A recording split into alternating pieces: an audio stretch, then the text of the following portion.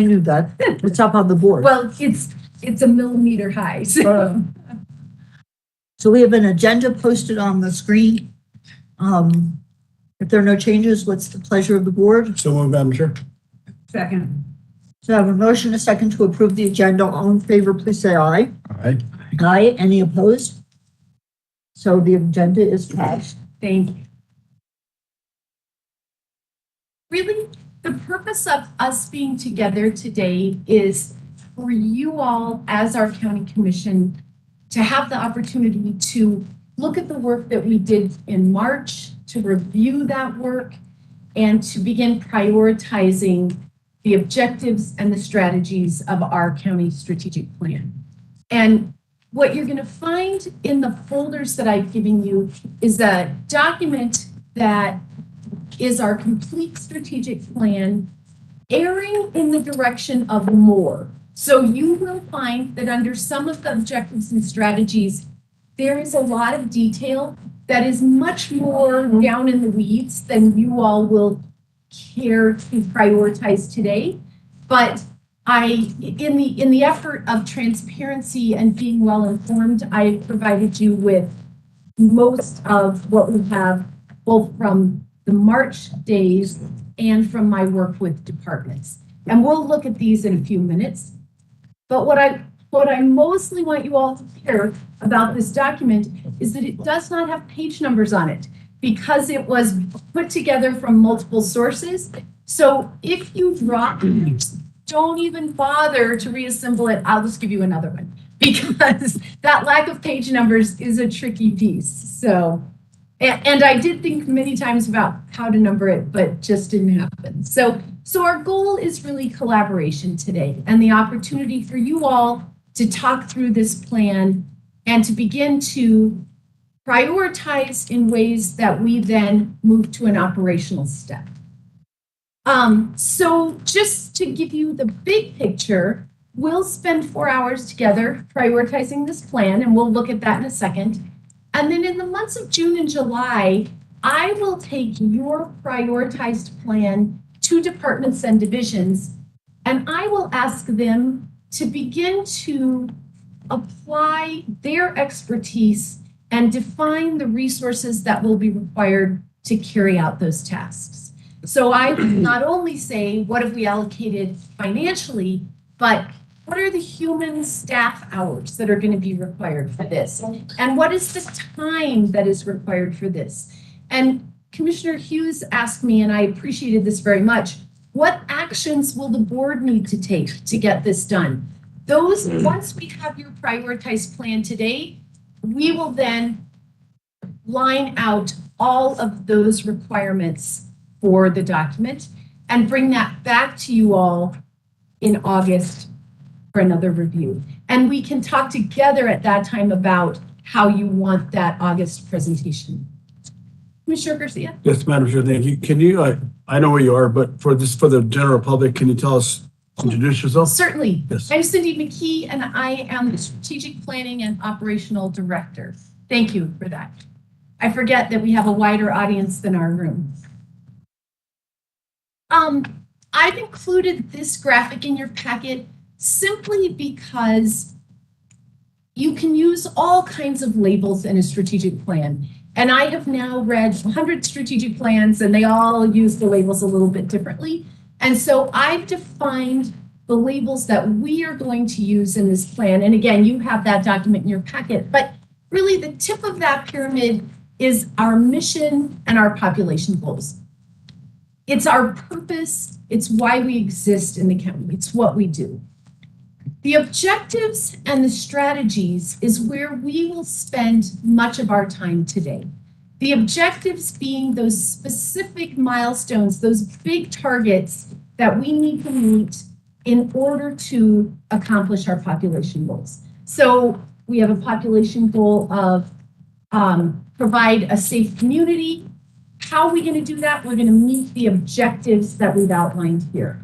And then in that same hierarchical sense, the strategies become, and I love these words, the patterns of purpose, our policies, our programs, the actions, the things that we do to make the objectives happen. And so it is a very hierarchical organization of the work that we do here in the county. The actions are included in the plan because I know that many of them are your own creative input to the plan, and they are how we get those strategies done. Before we wade into the actions, what I would really love us to accomplish today is a prioritization of the objectives and the strategies. And the actions can inform those things for us. And then finally, at the bottom of the pyramid, and very much the foundation of our work, are those measurable activities that are not included here because you guys don't need to prioritize those. What we need is that the folks who do the actions, the strategies, and the objectives to define those measures so that we can measure their progress and their success. Any questions about these terms? I include them simply because they are interchanged in a variety of organizations, and I just want us to keep our eye on the work that we're doing. Everybody good with that? Okay, here's my favorite slide. I'm so pleased with this. I flipped that pyramid on its side and it became a beautiful arrowhead or tip of a spear. And it really felt appropriate to say our focus determines our reality. And the tip of that spear is our mission. It's those 4 big population goals. That's what we do. And so all this work that we're doing should focus us toward the work that we're trying to get done, not just here and in this meeting, but every day in the county as we serve the residents who live here and the visitors who come to this amazing place. Just for the record, George Lucas paraphrased that from Carlos Castaneda. Well, I appreciate that. And I really struggled with, do I give credit to the Star Wars Episode 1 character, who I frankly am not very familiar with, or do I give George Lucas the credit? So, What are Obi-Wan Kenobi? yeah, wasn't Obi-Wan. He's one I actually know. So anyway, I do think thanks to the folks who designed our beautiful logo, when you use those colors, almost everything turns out looking beautiful. So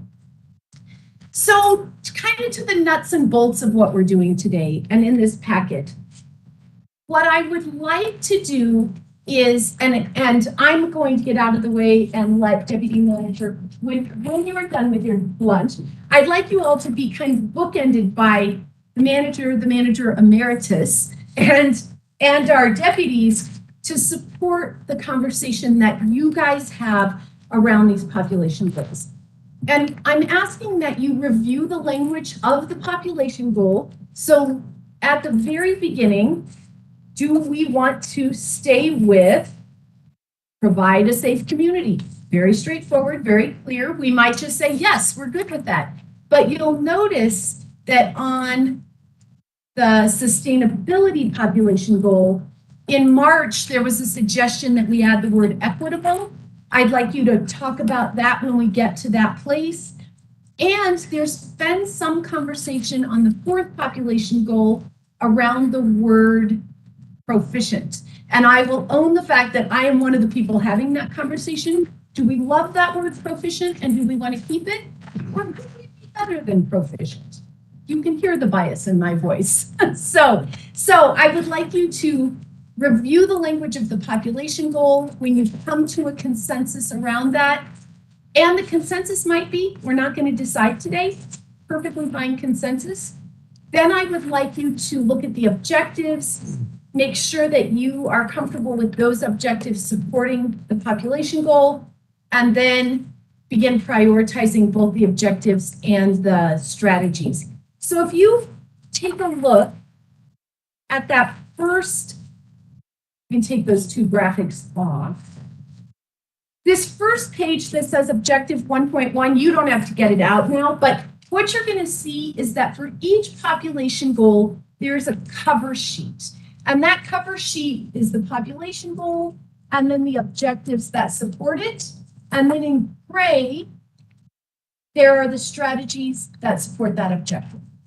Okay, this is really the page, this first page for each population goal, where you can focus your conversation. How do we feel about these objectives? How do we feel about these strategies? in a nod to our beloved colleagues and friends who are colorblind, some of your copies have gray that looks really, really green. And that is not because we are all becoming colorblind, it's because something funny is happening with the copy machine. But if it looks green to some of you, Don't worry about it. now you know how some of our colleagues feel all the time. So before we go any further, I just wonder if you have any questions about the process or any comments about what we're seeking to do today. Madam Chair, just really quick, if I may. I think that the objectives are really great, and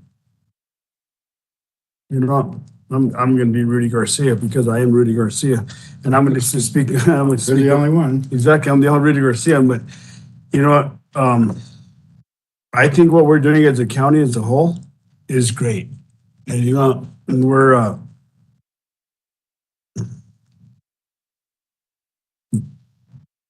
Let me get my paperwork. Yes.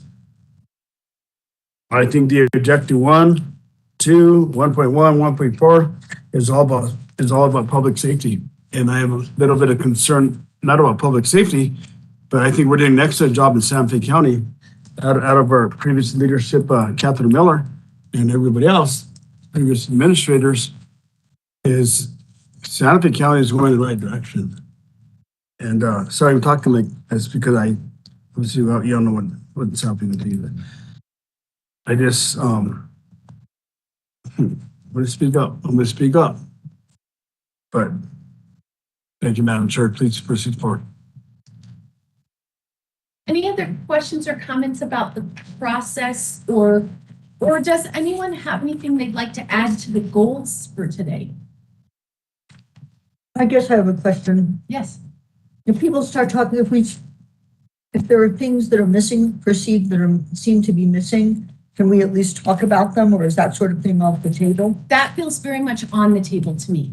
I think we should really, and in fact, I didn't read it, but add, amend, and remove as appropriate.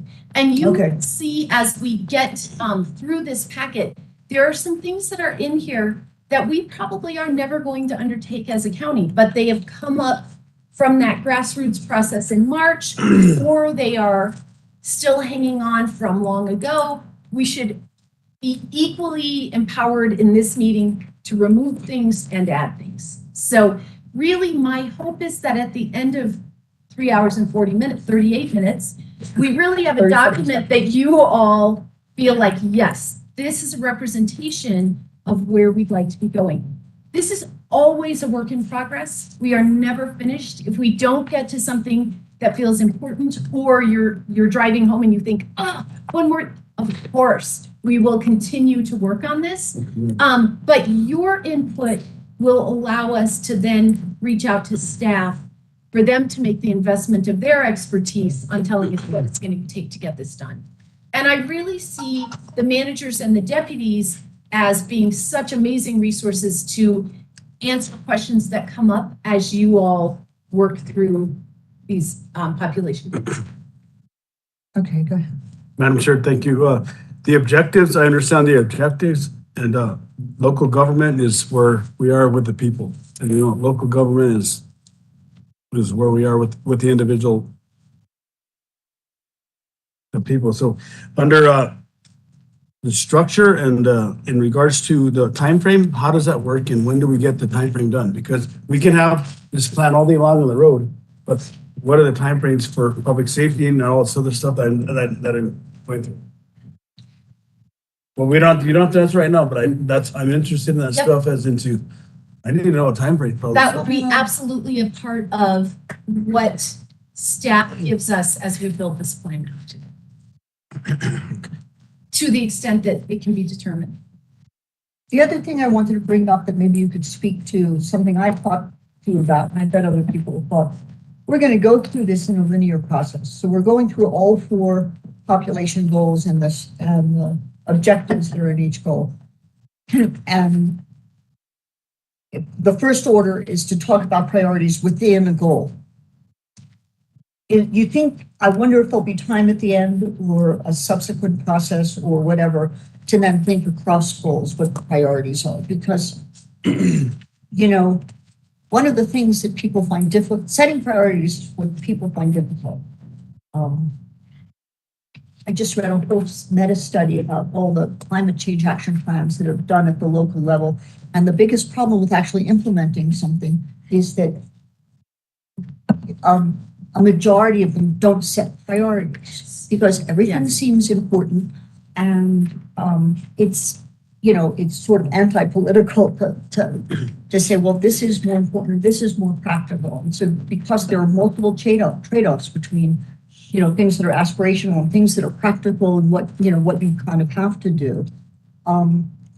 So it's a difficult process anyway. So I'm hoping that, like, the staff that here will facilitate that concept of what's practical and, you know, trade-offs that we're thinking about. Then we're going to have 4 independent population goals that have internal priorities. And are we going to talk across the goals? I the appreciate goals. I appreciate that question so much because as we talked about earlier, it may be that the first 7 in one population goal must get done, but that doesn't mean we can do 7 across all of them, nor do we need to, just for the sake of keeping them all at 7. So I think realistically, we will not do that comparison across population goals today. It's amazing how quickly 4 hours goes. But once we have that information from departments about what it's going to take to do these, then I think that will be very much be a next step. And Madam Chair, really quick. Let's let each person finish then.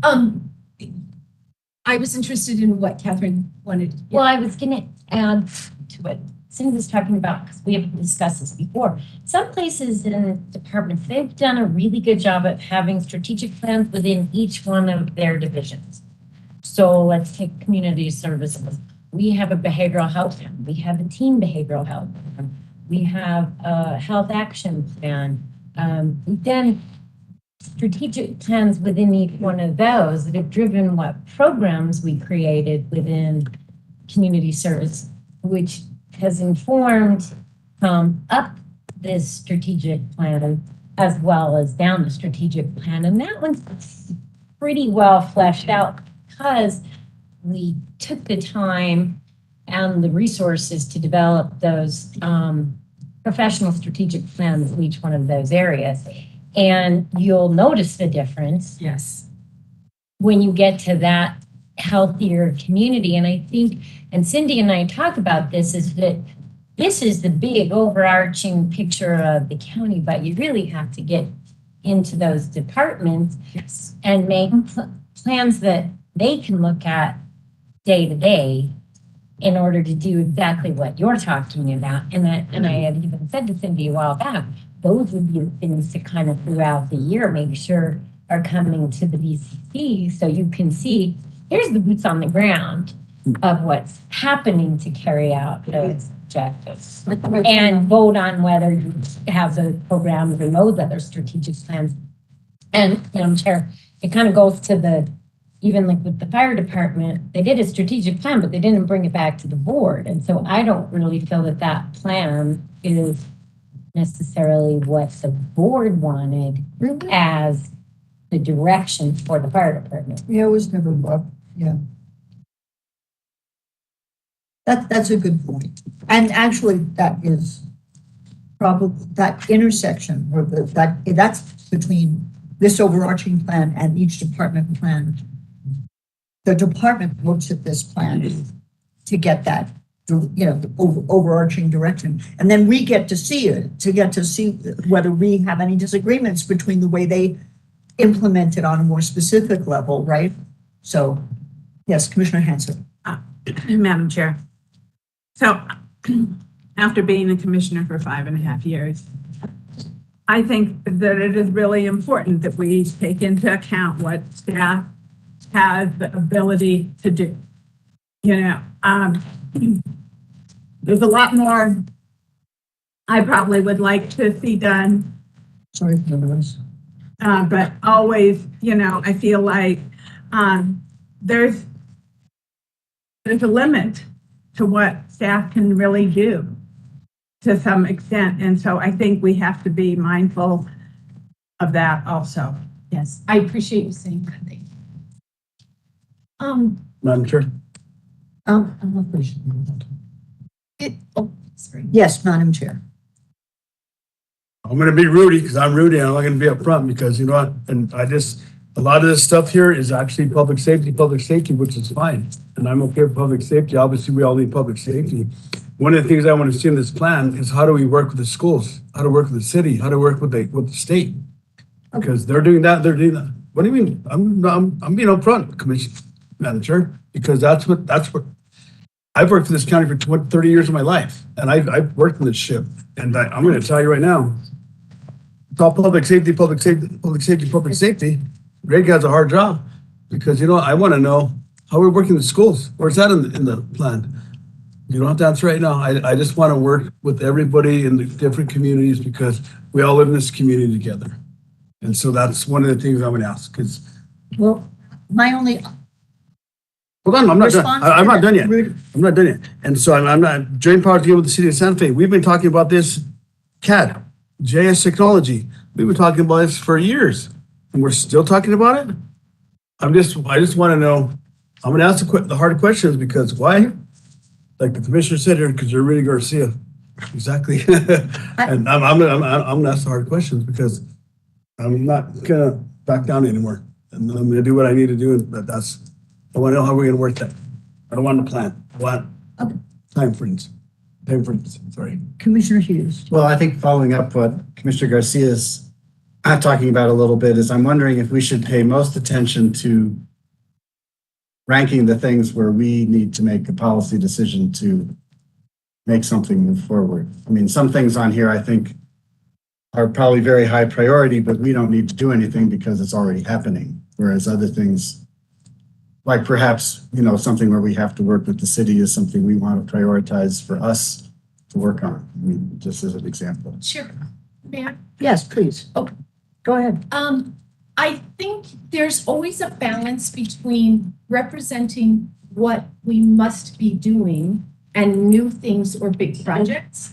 But I think this plan should represent what we want to be happening across the county, not just what the commission needs to get done, but what should flow out of this is a very clear understanding of what the commission needs to do on particular items.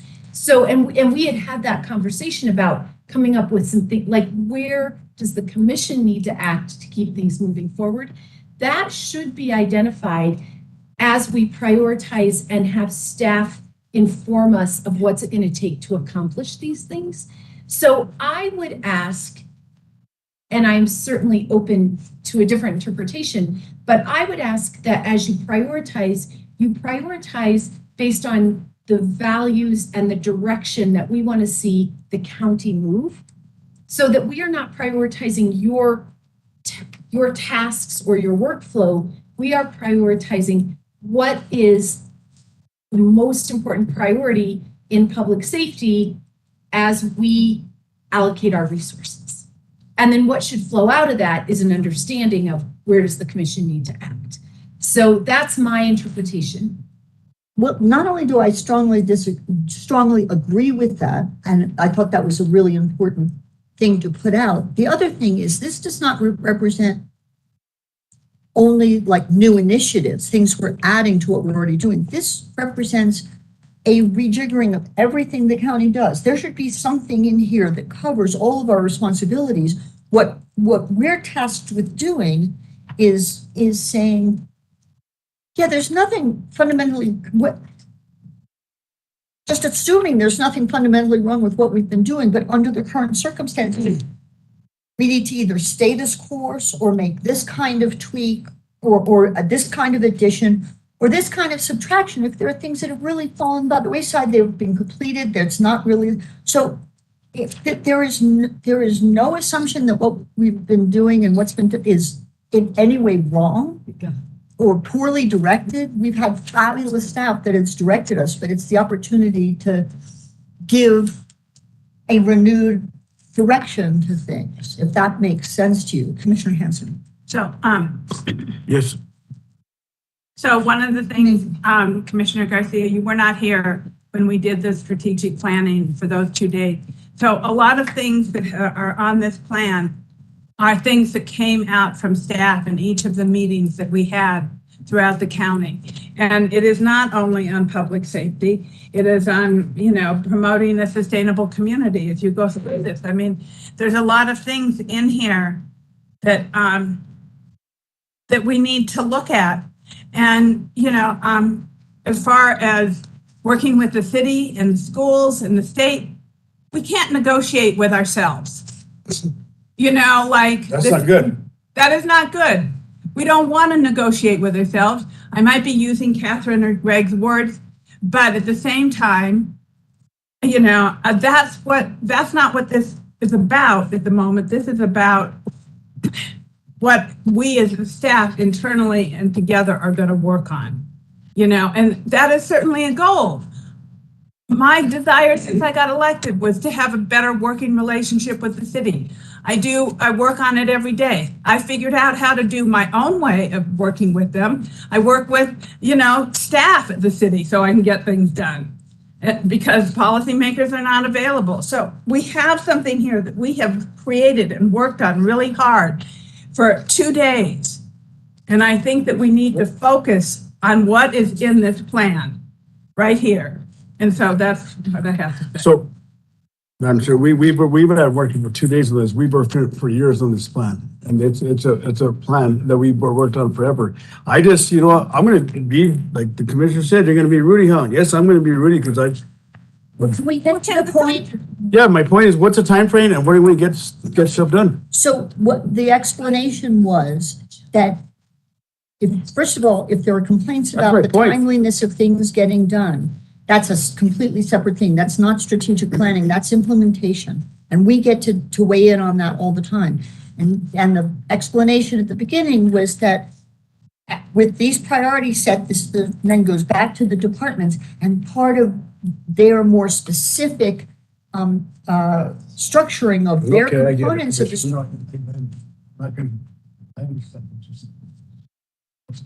Madam Chair. Ex-manager. So, I was thinking that what Cindy was saying about going through the objectives, going through each one of the goals, going through the objectives, going through the strategies, I think it will become clear. Yes, if we If do you it. get to an objective and you think of a strategy that says, hey, we maybe need to reestablish a regional planning authority in order to negotiate and talk about these things with the city or the county, Edgewood or Espanola or the state or whoever, that might be a strategy that you add to this.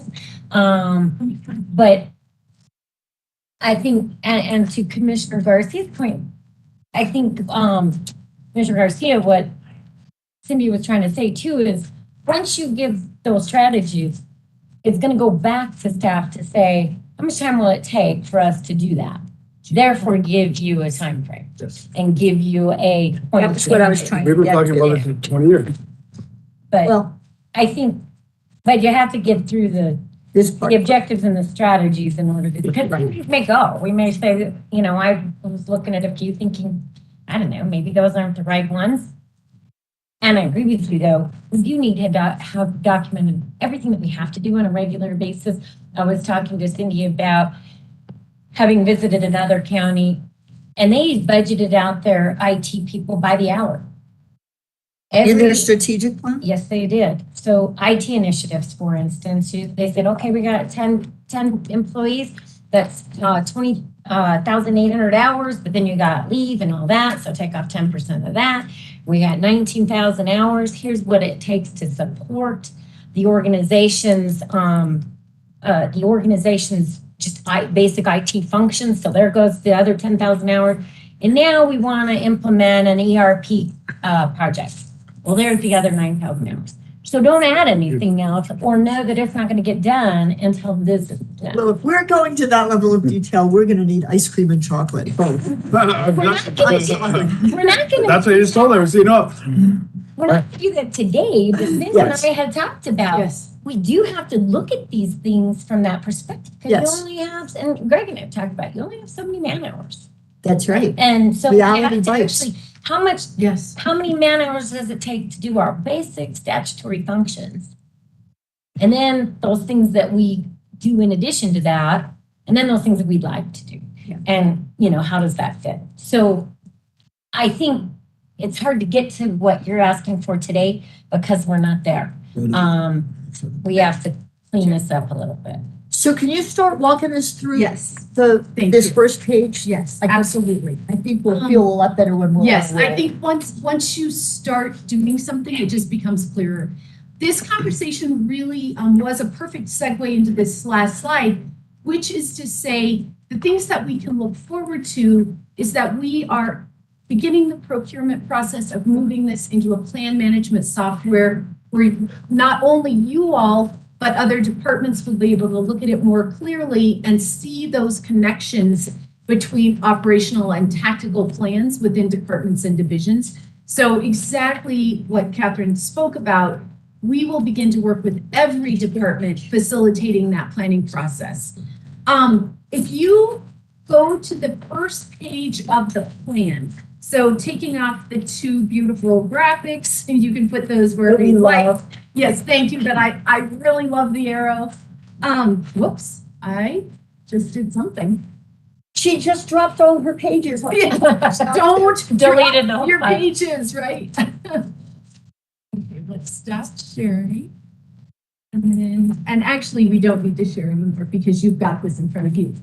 Yeah. I want to say again, because it could be confusing, on this very front page, you have the population goal, the objectives, and the strategies. The pages behind that are supporting documents for that population goal. So here you have provide a safe community, you have the 4 outlined objectives to get that done, and you have the strategies we've defined. You can add strategies, remove strategies, change objectives, but I would envision that your work will begin on this page. And then the pages behind it, also labeled safe community, those include the actions. So this is a deeper dive into each of those strategies. And I included that because I know that you all are really well informed about these things and that you might be thinking, well, but wait, where is the initiative to do something? You'll find it here in these actions. I would advise that today we do not try to prioritize the actions. I think departments very often will prioritize the actions. And you will see in some places, housing being a very good example. Housing has dozens of actions because it's a huge operation, because they have a plan, and they have shared that plan here. So I would say that front cover page of objectives and strategies is going to be a good place to start. And then you can inform the conversation with the pages behind it. And you'll have this kind of page for each of the population goals. So my advice would be that together, you really just begin by saying, do we want to prioritize these objectives? And then within each of those objectives, do we want to prioritize the strategies? Do we want to add strategies or do we want to remove strategies? And I would say moving through it in a linear fashion is going to be the most efficient because it will definitely engender a lot of conversation.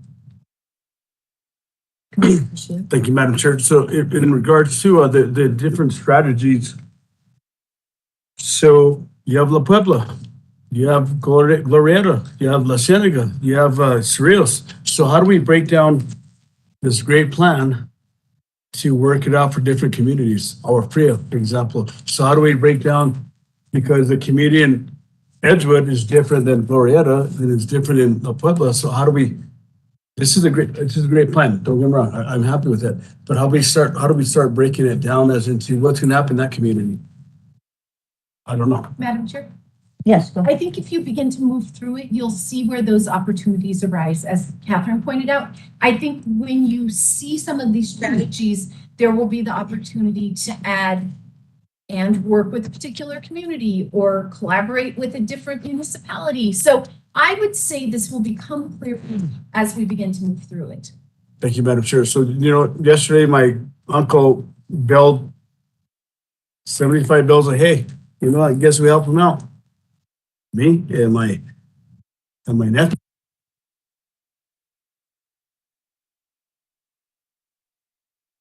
Community out there, because they're all different, whether it's our Frio, Edgewood, just want to make sure that this is a good plan. But I just want to make sure, now we have to break it down to every different community, right? Thank you, Madam Chair. So how do you propose we move forward discussing these 4 objectives? I would propose that we take 3 or 4 minutes and just read this front page with a focus on the objectives. And then I am happy to record your priorities. You could, in fact, what I would say is go ahead and read through it and prioritize it yourself. I've left a spot for you to do your own prioritizing and then to record the consensus. And it may be that you think that everything is equally important. You can make a note of that. And then we'll just work through, really, in some ways, the tally. We may find, and in fact, I would predict that we'll find that we have a lot of agreement, that we have a lot of agreement on many of these. So I would say just take a couple of minutes, read through it, and prioritize. There are pens and Post-its in the middle of the table if you need them. Madam Chair, Yes. can I make a comment? I don't know, and this is a little bit off subject, but I'm not sure if everybody's aware that President Biden recently passed, he's looking at passing one of the biggest movements to come forward for affordable housing. And so he's putting a lot of money towards that. Did you guys already talk about it? I told gun safety. Okay, so anyways, he's bringing that forward, and I think that I don't know how the county will lobby legislators to make sure that we match dollar for dollar and that we're prepared for that. So it's something that let's put on the program and that we need to look at. So there's that. And I know in my district, particularly in the MPT basin, which is Nambe, Block, and Suke, we can break at this point because we don't have water rights, because it goes the MPT basin for land rights. We can't split land. We can't really develop any of those pieces. I don't know if everybody's aware of that, but where there's one house, you could build another dwelling on your property. It's like a guest home. But that's about it right now. So that's going to be a hindrance a little bit. So, I think a lot of people are hoping the water system moves a little bit quicker. And I know that's kind of off the subject, right? So kind of pump that aside. Madam Chair, Yes. you'll find that the first objective in the sustainable communities is very specific to housing. And I think let's be sure that those priorities are reflected on that page when we get there, because I think you're exactly right that kind of current information is really important to capture those. So take just a few more minutes and prioritize these objectives, and then within the objectives. So we want to prioritize those strategies within the objective because they should hierarchically support that objective, right? So we're gonna do like 1, 2, 3, 4 for the objectives, and then within each one, 1, 2, 3, 4. And you could do A, B, C, D if you choose. Yes. What about F? So 1, 2. Well, if you have that, maybe on this one, there's F. ABCD, you're up. Yeah. And then remember that you can certainly look at the actions if you need more information about what those are. So one thing that strikes me on 1.1 and 1.2 of the strategies. So 1.3 is specific to adult detention and detaining folks. 1.4 is very specific to our sheriff's office.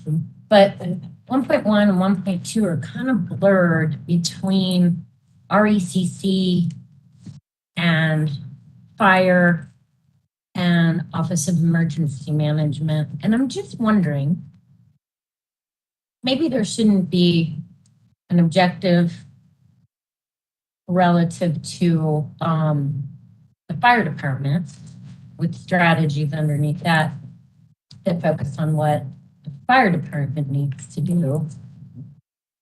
whether there shouldn't be one for RECC and and maybe one objective that's overall that, hey, we need recruitment across the board in all our public safety. So when I read the very first strategy, I'm like, is that fire? Is that corrections? Is that the law enforcement? Is that RECC, or is it all of them? And is it one strategy, or do they all each need to individually develop their own because they're unique to who they attract? I don't know. It's just food for thought on this, whether or not in this area, because this one's a struggle because you're also dealing with an elected official who runs one whole part of it, and we can't force them to set their priorities or manage their office in a particular way, but they did provide us the information for 1.4. Yeah. But I just wondered if you guys see any value to doing them kind of, fire department has an objective with strategies, RECC does, public safety might have one overall that has like the first one, and there's things that apply to all 4 divisions within our or departments within public safety, but then there's stuff that's very specific to emergency management communication, early notification, all that kind of stuff. Or do you just keep them all lumped together? Well, I'm going to ask Elias to answer that if you would. Would you step to? So I apologize. Yeah, we'll get to Elias. Yes, I'm sorry. I actually think it's a great idea. It's something I've been thinking about because there are objectives missing that can't be, if you make an objective for the fire department, you can make a couple of priority objectives under that, which make no sense to otherwise include in the way it's structured now. And the same with RECC, because, there are things to say, provide emergency communication services that is just so general as to be meaningless, and yet that as it's structured now, I would mark that as a very high priority, but there are other fire department strategies that are just unrepresented because of the way this is structured. So I would certainly be in favor of that.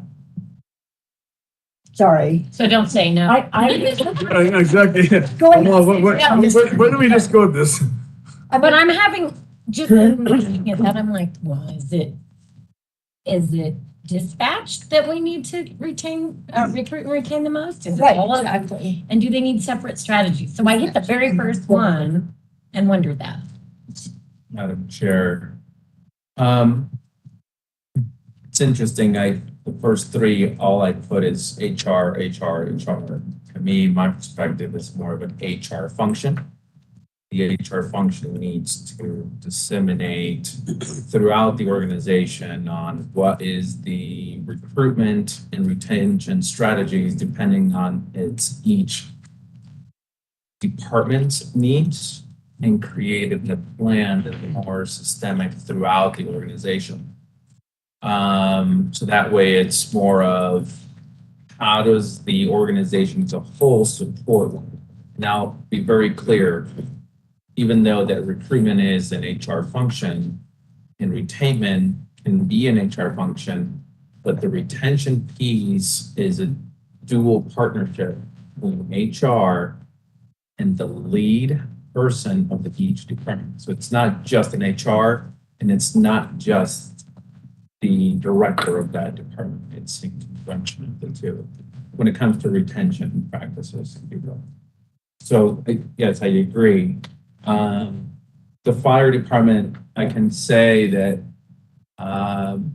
there's a lot of work that we have to go through, and I call it disturbance in a sense that we kind of disturb a little bit to kind of create a culture of systemic approaches on how we operate. And so, I know I'm in agreement.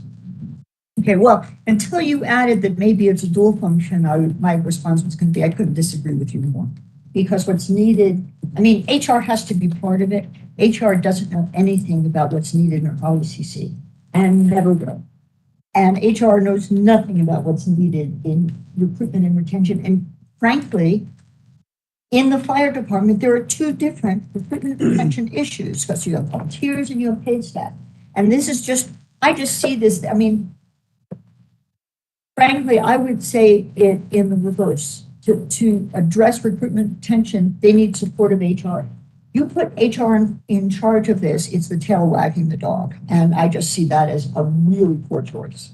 But I would say that it's really clear that anything that has to do with recruitment and retention, that's what HR is, the technical support for that, not the content support for that.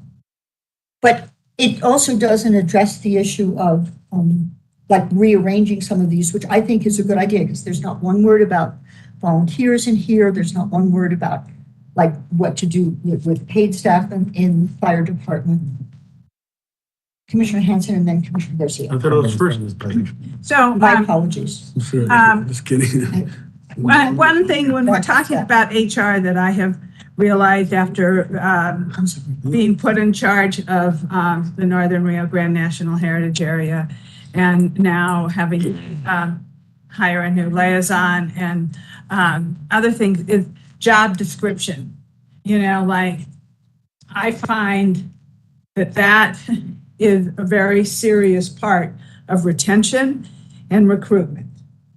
You know, is the job description.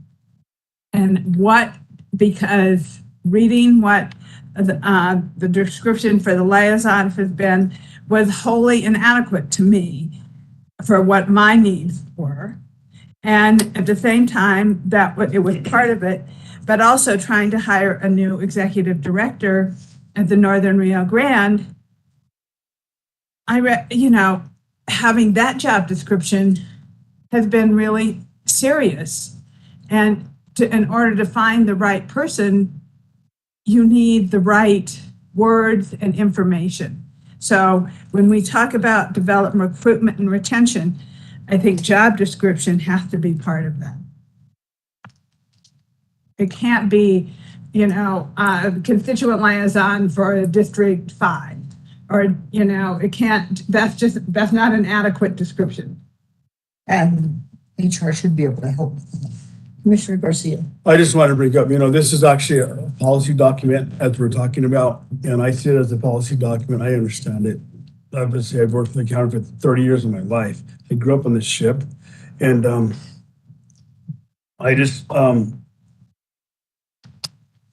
this gentleman here is the next guy, the chief of staff. He's our only employee we have, and he's the guy that we hire, and he's the guy that we hired. And so we have no other control under that, but we just need to talk to this gentleman as into how we talk to, whether it's HR or. I'm concerned, when it comes to this document here that says public safety, I'm concerned about it because, the city police is giving a 16% raise, state police a 16% raise. You know what? Where are we asking in our budget that we're creating a budget for a 16% raise for our deputies? Because they're gonna go across the street, across the hall to go get a 16% raise. Why not? I would, but our only employee is this gentleman right here. Because, Okay. and I'm just, when it comes to public safety, I have concern about all it, like our fire department. Yes, I understand volunteers, this and that. That's one aspect of our report. I still got to worry about public works. I got to worry about the guy that writes. Well, we'll get there. I mean, What does it talk about the guy that's riding the blade, the grader operator? well, we haven't gotten to public works yet. This is just the first page. Come on in. Okay. Thank you, Madam Chair. I just wanted to remind you that you don't have to spend, certainly it is a part of the discussion, but we don't have to spend a huge amount of time worrying about which department does what, Yes. because the population goals, while they are reflective of departments, they are very much interdepartmental, right? And so we can hash out, we should dream of our ideal for how that we know recruitment and retention are incredibly important. And then we will develop strategies and actions to reform HR to accomplish what you all want. So remember that within each population goal, you'll have many departments with. So I wanted to ask if the other commissioners are good, like, to be able to consider a restructuring of a couple of these objectives so that they're separated better. I wonder if we could pick Catherine's brain if it was a good suggestion, and I bet you have a concept in mind. I'm already writing it down. That's, well, that's what I'm hoping for, because if it'll get us someplace. So I was thinking, like, we have an objective 1.1 that's, got high quality and timely emergency and crisis response. I think that's a good objective. And it covers all of the departments. But then I think under that, we would have some things that are specific to public safety as a whole, as strategy, where they kind of all work together. Then I was thinking we'd have another objective that is, maybe it's provide quality fire protection, prevention, and suppression services. And under that would be specific to the fire department. Strategies specific to the fire department. And having provide quality law enforcement services to secure public safety and welfare, and have those strategies that are there for the sheriff. Have the operate an adult detention center, maybe we reword that one a little bit, but because we have one of the best detention centers in the state, but we're not just operate a detention center, but we essentially operate a regional detention center, and so that would be one as well. And then one for RECC, provide, quality 911 or, 911 services countywide.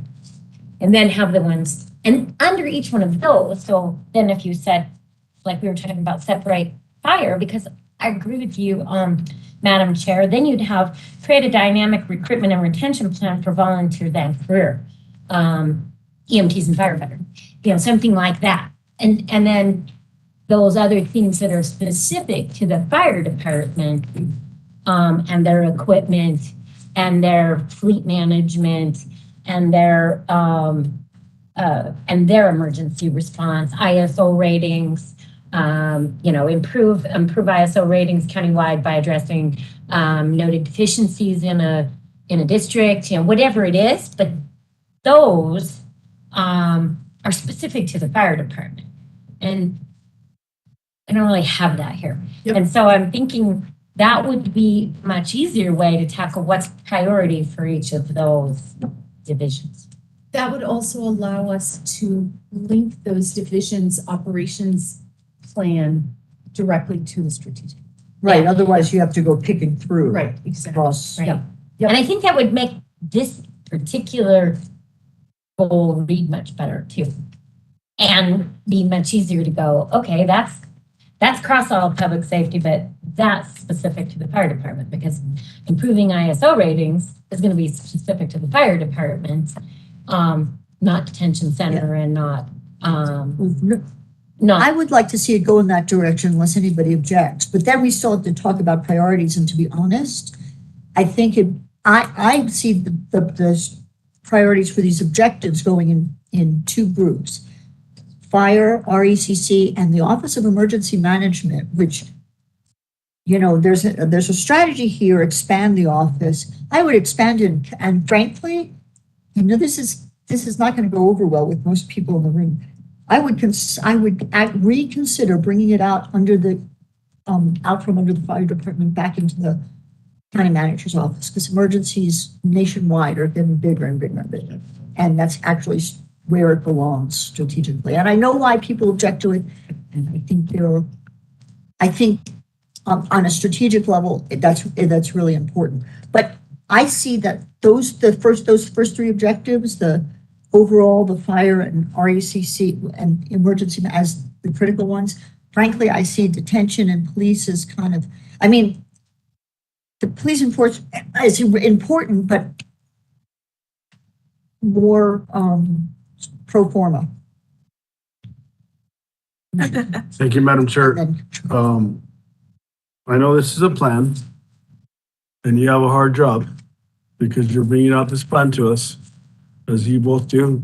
as well as the individual that's here that is in charge of us these days, is we have stuff that we've done an excellent job in Santa Fe County as detention center, RECC, dealing with the city, solid waste, transfer stations, everything needs to be on this plan. And I've been here for 30 years of my life. I grew up on this shit, but it's not just about public safety. It is, but it isn't, because we have a lot of other stuff we got to deal with, everything else. Thanks. So I just want to make it clear, so whenever we have this plan, be sure and put on there the grader operator, my road, not my road, but you can pay my road all you want. I'm sure your grader operator's in here somewhere.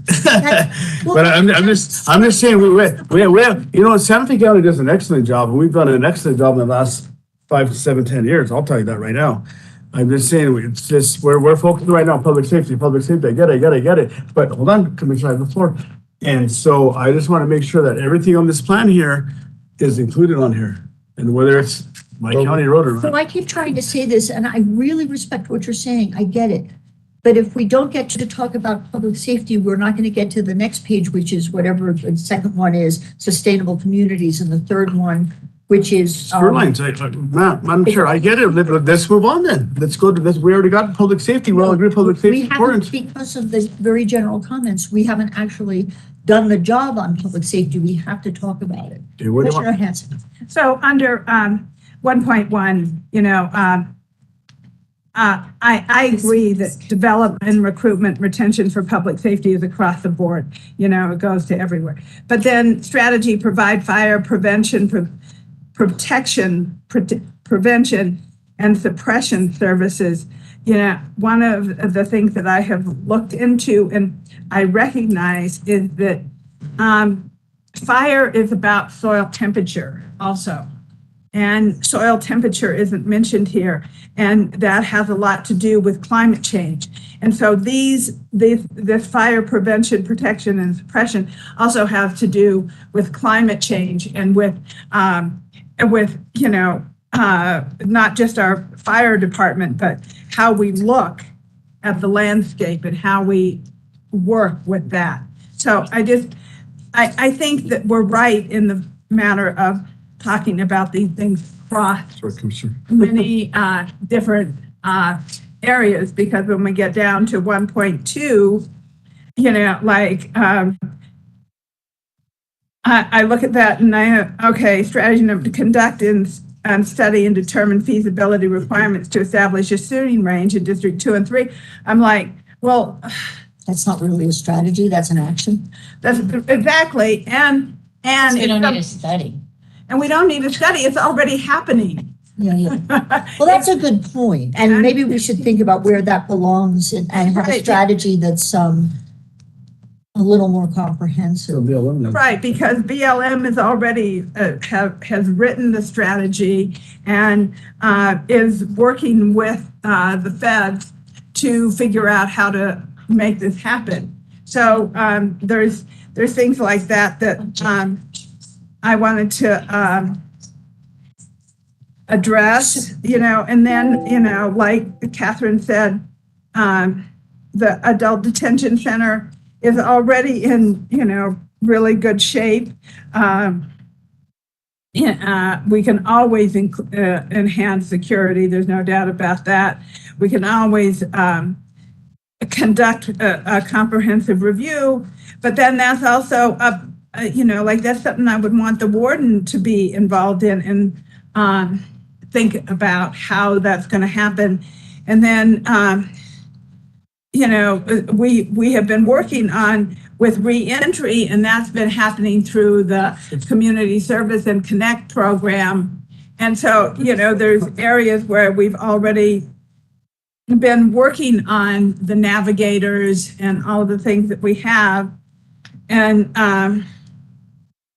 then law enforcement, as Catherine said, it's an elected office. It's, we can talk to the sheriff, but, those are his concerns. And I think that we need to be working on, asking him what are your strategies? What do you want to do, and how can we help support you in those strategies and support the sheriff as opposed to, create more work for him, so to speak. And, so, I mean, Those are good inputs. that's what I see on that. And then, the next page is Specific. more specific. Yeah, so I'm just trying to help us move through this. No, that's great. Those are good inputs. One thing under objective 1.2, the first strategy, create and implement communications and outreach plan to educate residents on risk reduction and prevention. That's important, but wholly inadequate. We need to add a strategy that has to do with creating a more active program. There are things the county can do. I recognize there's always this anti-donation thing, but there are not ways around it. Like there's state legislation that changes some of the perspective on what's donation and not. I think there need to be programs developed because obviously the kinds of emergencies we're talking about in terms of big fires, when they burn through various communities, are going to take a lot of things out. And it's in the county's best interest to do some active risk reduction. So my suggestion there is to add a second strategy, split that into two and make one that's developed county sponsored programs that aimed at risk reduction. Madam Chair. Yes. Greg, Mr. Manager, did you have a comment? Whenever is an appropriate time, I had a few. Now it's good. Relative to the first strategy under objective 1.3, I would just broaden the focus a bit. I think we need to look at enhancing the operations of the adult detention facility through technology for inmates and staff. It's not just security, but there may be other areas as well where we can leverage technology to even further improve our operations.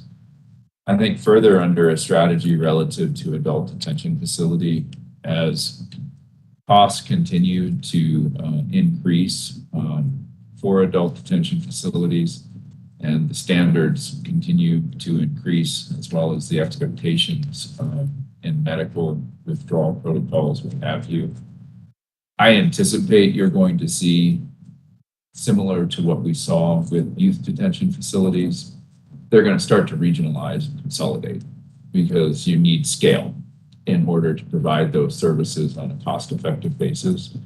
And I think a strategy would be to explore such regionalization, so that we're being proactive and it's not just happening, by default. Sure. And in particular, I can think as you look around at some of our surrounding communities, there'd be a lot of work to negotiate and to develop those partnerships, but there are opportunities where it could be a win-win, where resources that are now being allocated in other counties to provide a small facility could be reallocated to Santa Fe County to help support our operations and be able to serve that clientele at a higher level. And so I think that would be a viable strategy for us to explore. Excellent. So were you taking notes the whole time? Because if not, I'll go back to expand the Office of Emergency Management and consider moving it out. And for providing emergency communication services, oh my God. I know we have to make a couple of strategies that are a little more explicit, and I'm struggling with exactly what those could be, but certainly considering the governance of that with all the partners has to be one of them.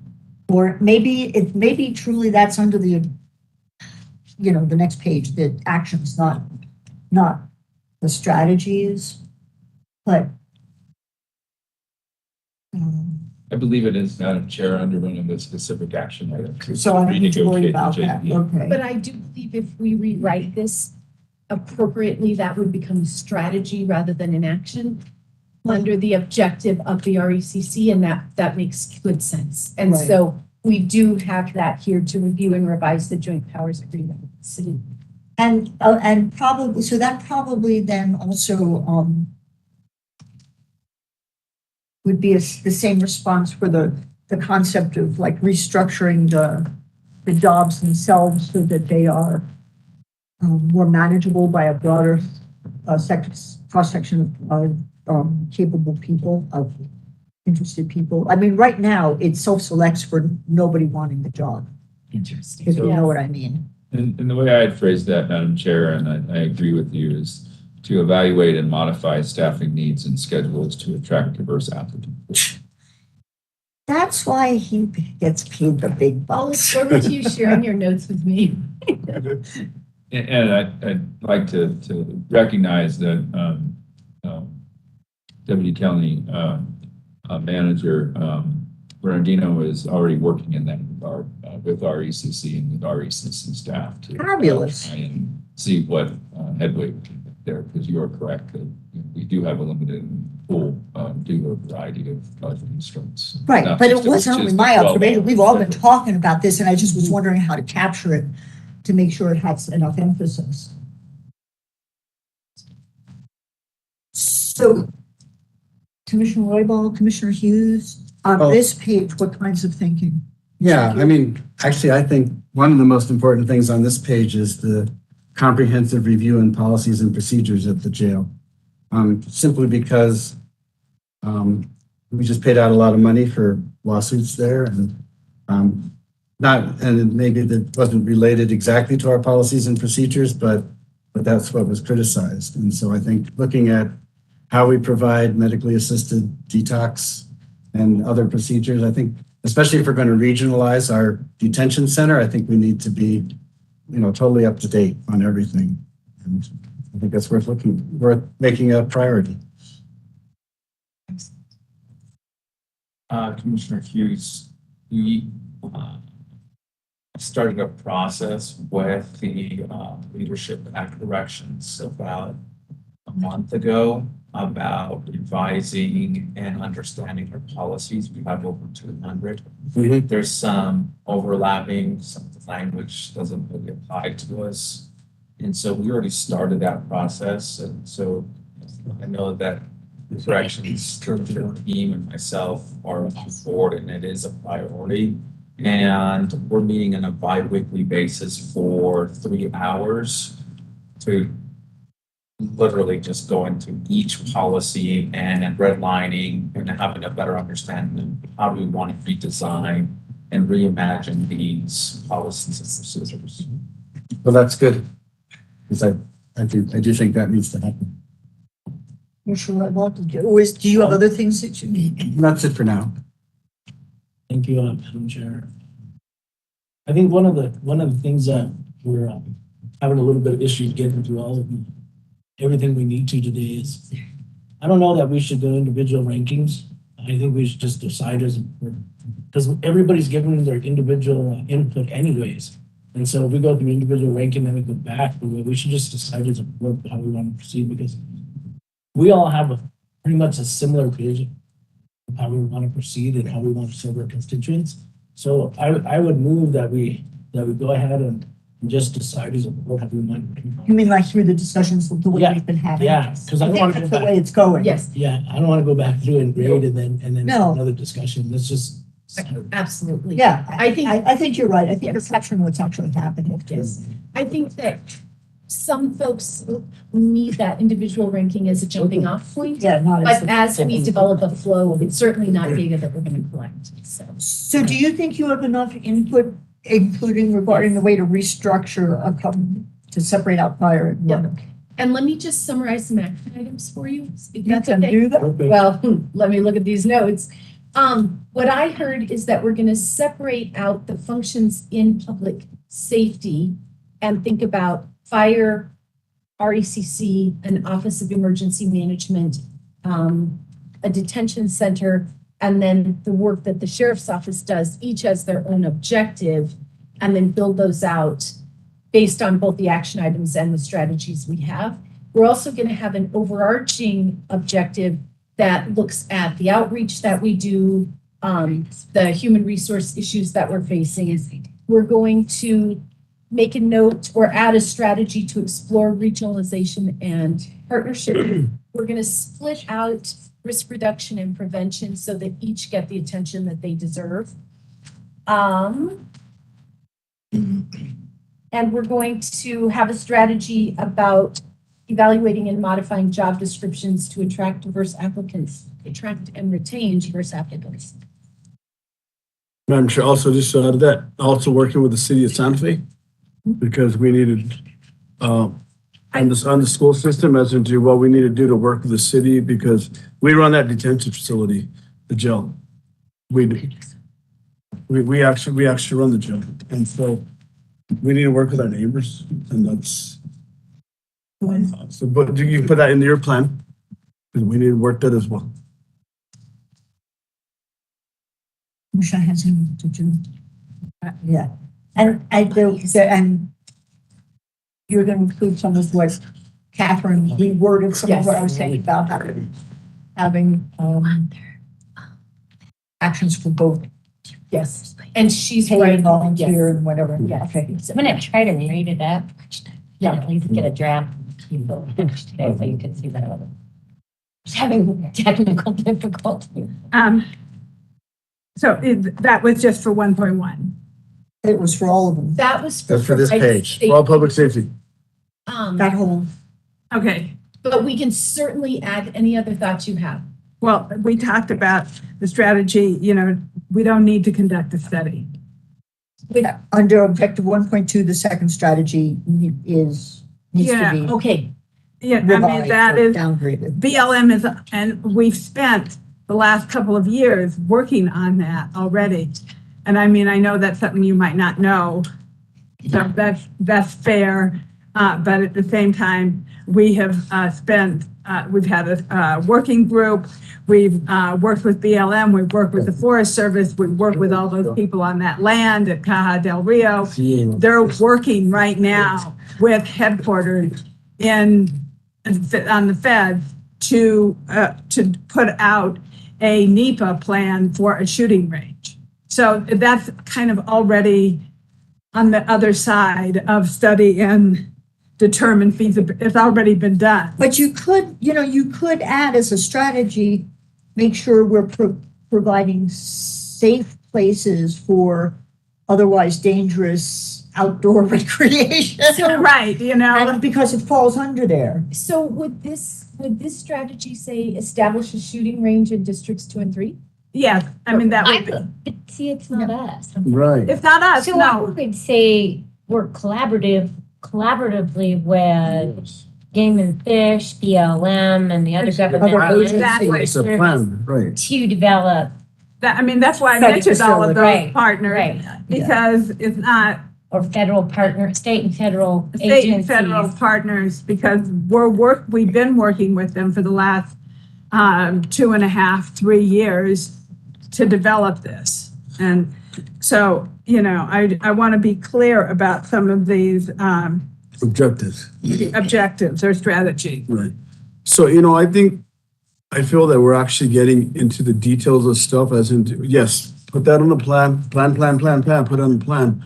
But it's like, well, we want, what kind of rifles are going to shoot? I understand that, I get it, but it's just like, let's just put it on the plan and give it to her, let her put it on the plan and. Yeah, that's what we're doing. Okay, well, let's move on. We're still on page 1. We got 10 more to go. Oh, thank you. Okay. No, only 4 more, 3 more. Yes. And I agree with Greg about, the operation of the detention facility, that we need to, whatever you said, broader. And I completely support regionalization, because I think that's the only way we're all in New Mexico ever going to survive this issue of incarceration. And so I think we're done with this page. That's where I was going to go. Yeah. Thank you.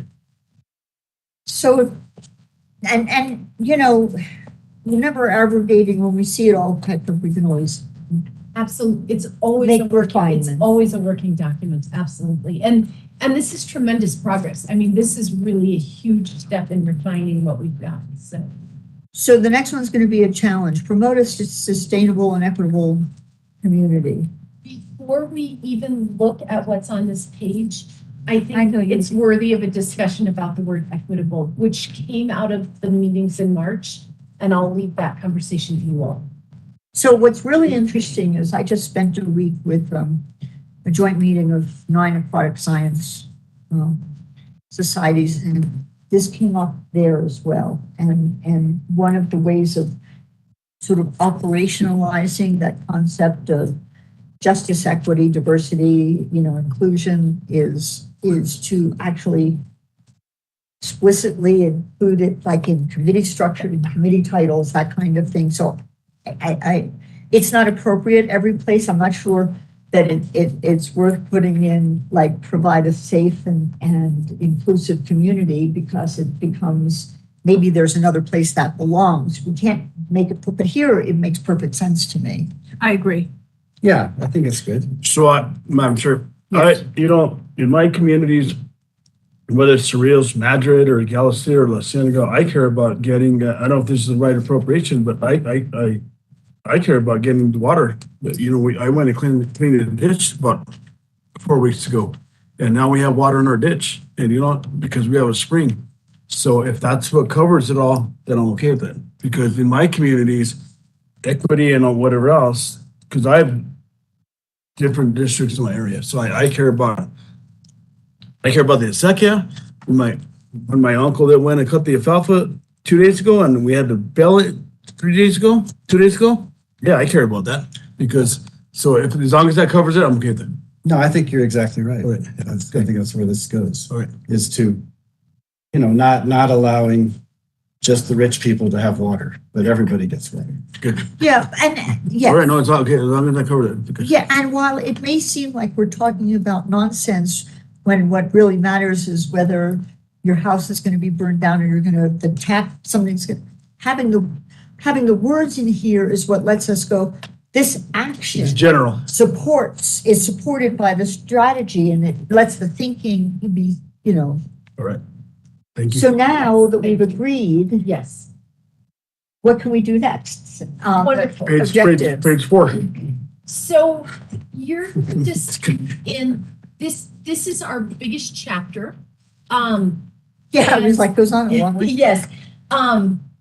So the first objective is affordable housing. The second is mitigate the impacts of climate change and increase equitable adaptation and response. That is very much the language I am told of that field. So some of this language is very specific to sustainability professionals, which is why that's in there. I'm going to let you read through. You'll see that there are 4 big objectives here. And then these are all pretty well built out with some strategies. Community development is working on an economic development plan right now that will align exactly with the objective to incentivize sustainable economic development. Joseph Montoya. Oh, okay. Mhm. Community development. So I would say that our task here is to look at each of the objectives and the strategies within that objective. I would say we can certainly review the objectives and see if we want to add any or remove any, but really what we're interested in is there anything else that you all want to add or change for affordable housing? Is there anything else you want to add or change for mitigating climate change? Okay, so I just have a technical question. Yes.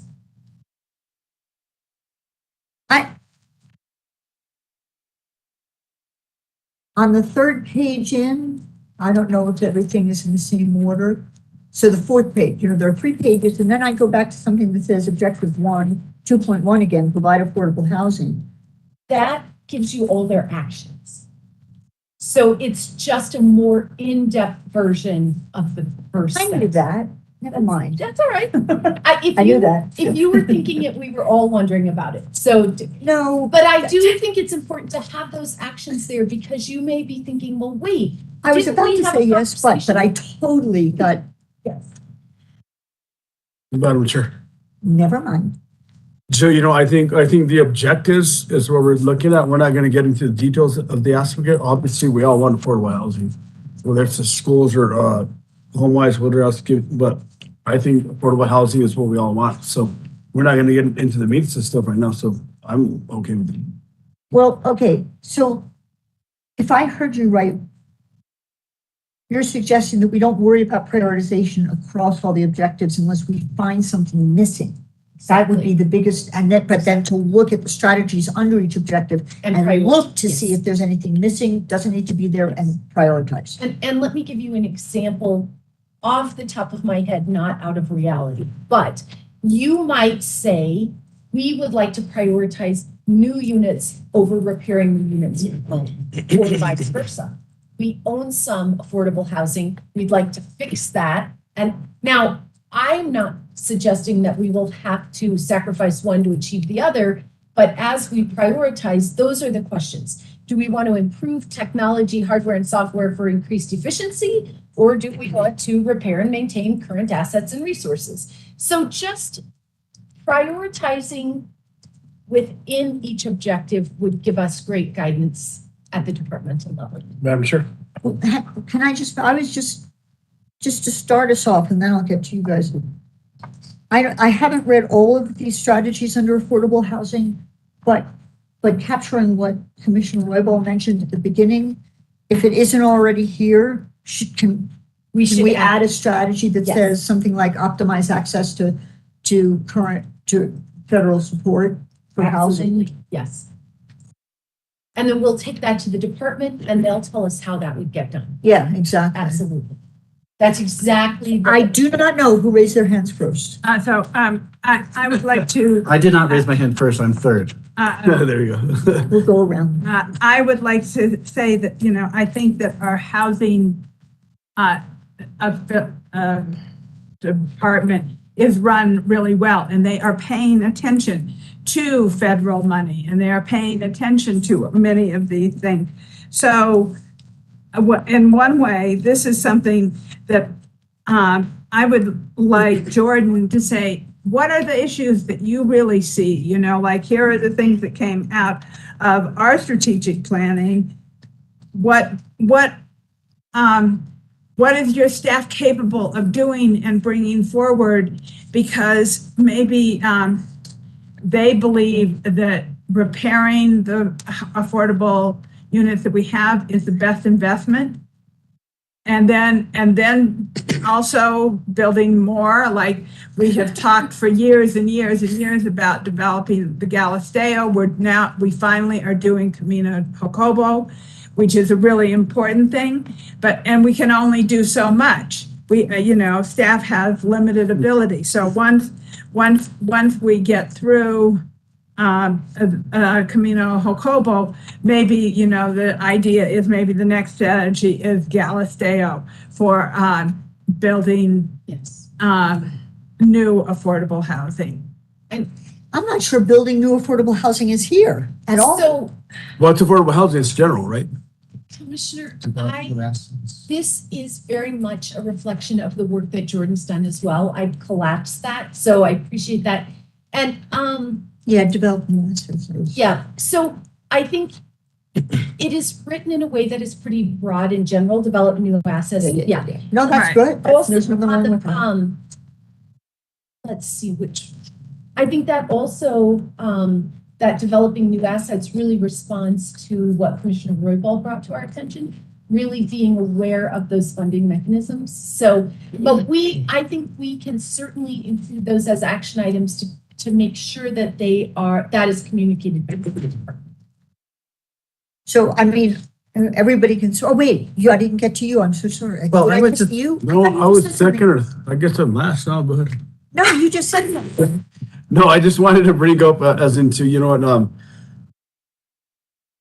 I didn't mean mean to skip over you. I thought you No, just no, said no, something. no. Can you put it on the plan? Can you get us some more snow on the mountain up there? I'm So- just joking, but you know, I'm just, but for affordable housing and where we're going and what we need to do in the next 5 or 10 years or 15 or 20 years is what I think about, like, where are we at? Way over there, because it's about the young children. Captain knows, Kiki Saavedra used to be the appropriations chairman of the state representative. He used to go touch that little statue. He said, this is what it's about. It's about these little kids. You know, that's what it's about. It's about our future, where we're going to go, what we're doing. And this is what we're doing, right? How are we going to get way over there? And that's my goal. But- Well, what I was wondering is Joseph is paying a consultant to come up with a new affordable housing plan, which is going to present to us in July, which may rearrange some of this. I wonder if we should be really just, maybe our goal is to read the affordable housing plan and see if we agree with it. Well, Because it may change this whole thing. Yes. And see if it covers the things that are here. Yeah. yeah, I don't think anybody has a problem with that. I don't think, if you're saying we shouldn't spend much time, Well, I just get want- that. Yeah, I'm just wondering if it's worth us ranking these, if it's No, I going to be re-ranked in July for us. But if you see things missing, and I There's thought things the missing, federal thing, and to be honest, there are some things that, you know, I bet he can set the priorities better than we can. But developing new assets and increasing services, which include the technology, give a lot more important to me than improving the public housing image. That'll just happen. Right. Yes. I'm just, Yeah, I'm yeah. just, as my sister would say, I'm just saying, my younger sister. And I think that is it. Joseph and I have already talked about making sure that that plan flows directly into this. So I think choosing not to rank these is a perfectly fine choice. Mhm. I do think you want to double check that you don't feel strongly about adding or removing anything. But reviewing the plan that they are creating, and you're going to see that throughout sustainability. The Sustainability Office is developing a climate action plan, and that department is building an economic development plan. What is here is reflective of the work they've done so far, combined with the work we did in March. But I do agree that that's a perfectly fine place for us to go today. So does that mean we want to move on to objective 2.2? I'm fine with that. Sure.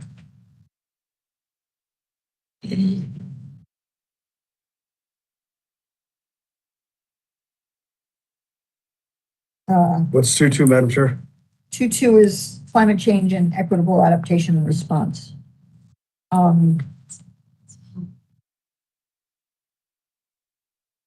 So I'll give a couple of my thoughts first, because nobody's jumping in. First of all, the first thing that's going to happen besides the fires are people are going to run out of water. And so if you're thinking in the short term, it's to protect broad resources and backup water supply. And there should be some conservation associated with that. I mean, I'm willing to bet that in the actions, I'm not even going to look, there are things like pursuing things like AR, aquifer recharge and whatnot, because in that, so I'm not really worried about that. On the second page of the last strategy, increase renewable energy access and usage. To be honest, I'm not sure where it goes. Efficiency upgrades, the built environment throughout Santa Fe. Those two things are semi-related. The countywide action plan, there's some place where some of the mitigation has to do with, you know, doing solar and doing renewable energy on all county buildings, which I agree with. That's a high priority. It's also low hanging fruit. We already know how to do that. Getting renewable energy for everybody in the county, we've never been able to do that. We can't do that because of anti-donation, but it still should be a high priority strategy to promote the ability for individuals to get solar on their houses or have access to community solar. So there are a lot of ways to skin that cat, you know, directly and indirectly. So those are my immediate 3 cents. Commissioner Hanson and Commissioner Hughes. I agree with those items. Water is definitely something that is going to be, you know, concerning, but there is nothing on here about soil health. And so I think, and I don't know if it's in We the should add that. but I think soil health is really important to this climate change, because that is, I'm not going to go into my dissertation on it. I'm just going to say. No, I agree. Cheers, love over. Interpretation. And then the other thing that I don't see here, and this might be more of an action item, but you know, the MS4 permit of protecting pollutants and our water systems, you know, with WOTUS and everything that is happening on the federal level. I have sat in on too many WOTUS meetings. What WOTUS means, Waters of the U.S., which is under the EPA, you know, under the Clean Water Act. You know, like New Mexico does not have primacy, which means we don't have an MPDS permitting process. And so there are things that limit us as a county and as a state to not be able to protect our own resources the level that we need to.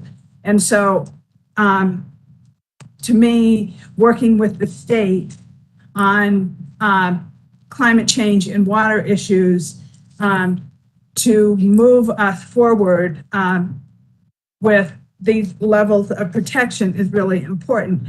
You know, my other big issue, and this is definitely to work with the state, is that we don't belong in Region 6, we belong in Region 9. And I know I'm getting in the weeds because nobody probably even understands what I'm talking about. But Yeah, I mean, that's you never do. gonna change. No, it is going to change. Because, you know, we don't belong in Region 6. Region 6 is Arkansas, Oklahoma, you know, all these Texas. Texas, Louisiana, and New Mexico. Right. Whereas Region 9 is Arizona, California, and that's where we belong. But I'm not going to go there. I'll drop I that. would not, yeah, but I don't think that's a priority for the county. No, it's not a priority for the county, for sure, Oh, but it's one of my Way on priorities. lane. I'm just going to tell you. We can pass the resolution if you want. Thank you. I will.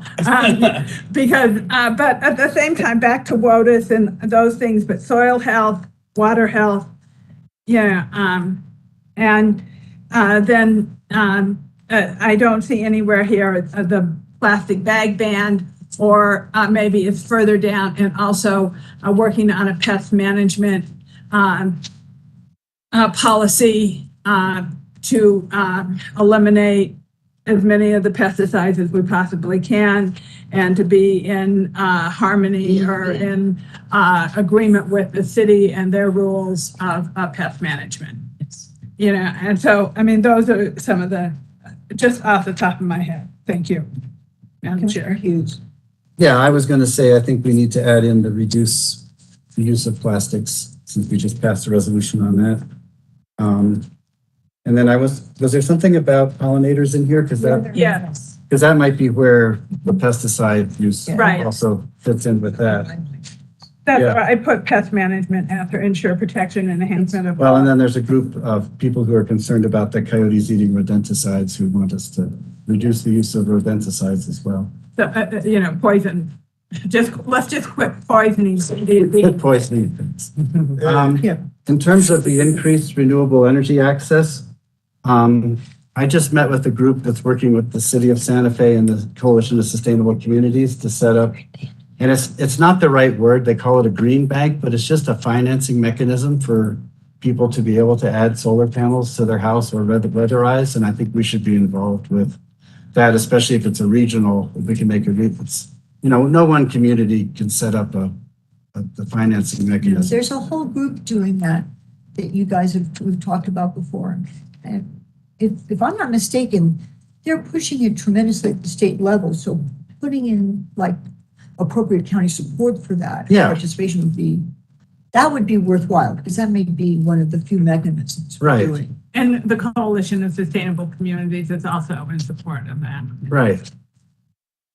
Right. I don't know if that's an action step on, I mean, we already have the strategy. I just don't know if that's an action step. Yes, I was just clearing my throat. oh, Quite literally. literally as opposed to figuratively, I get it. Okay, so, because I missed you last time, so I didn't blame you at all for like.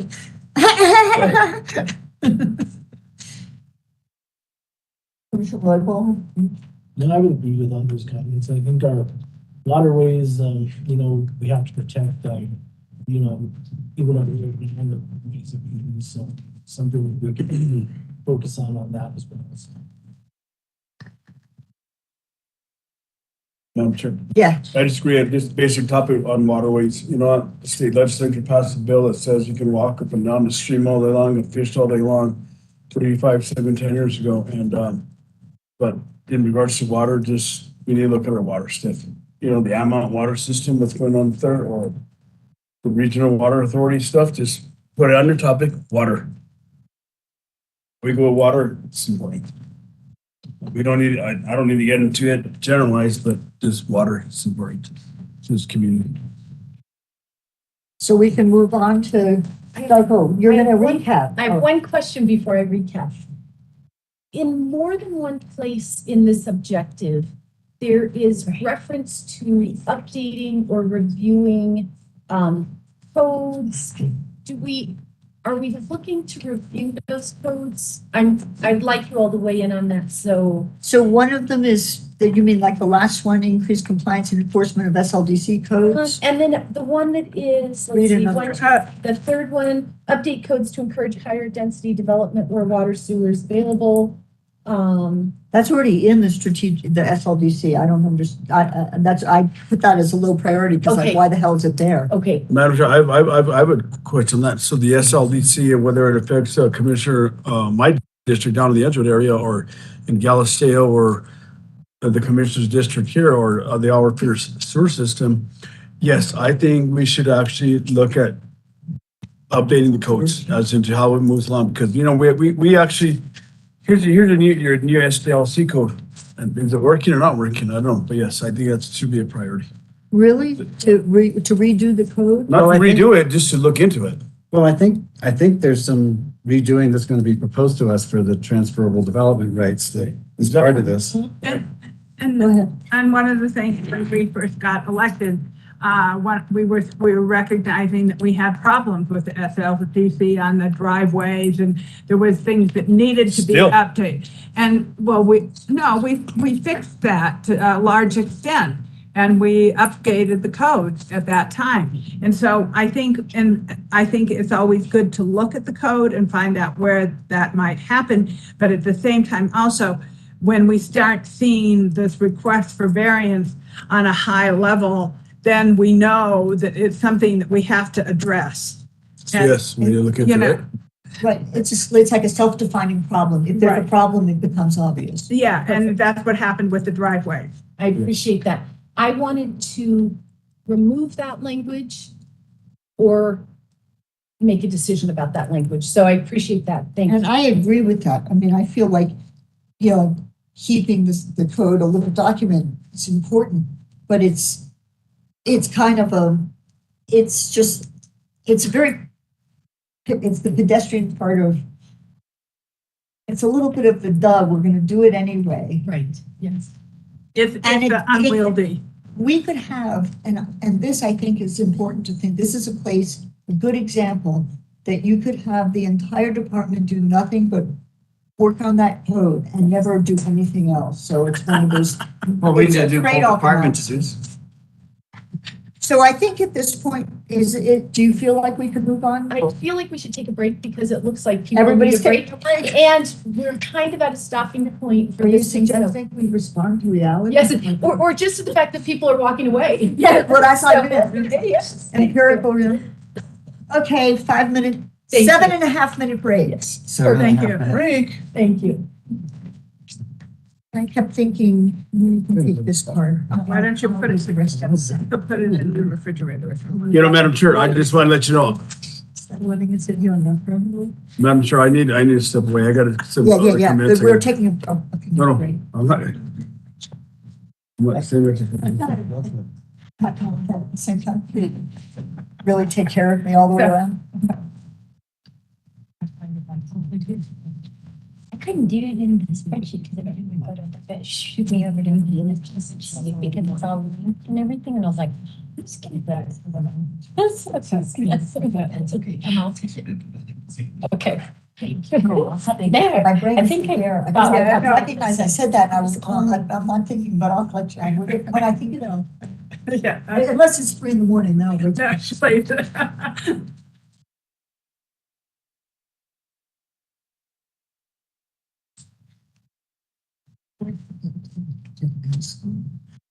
it's nice to meet you. Hi, how are you? Really? Can you manage? This is like natural disasters. So we can.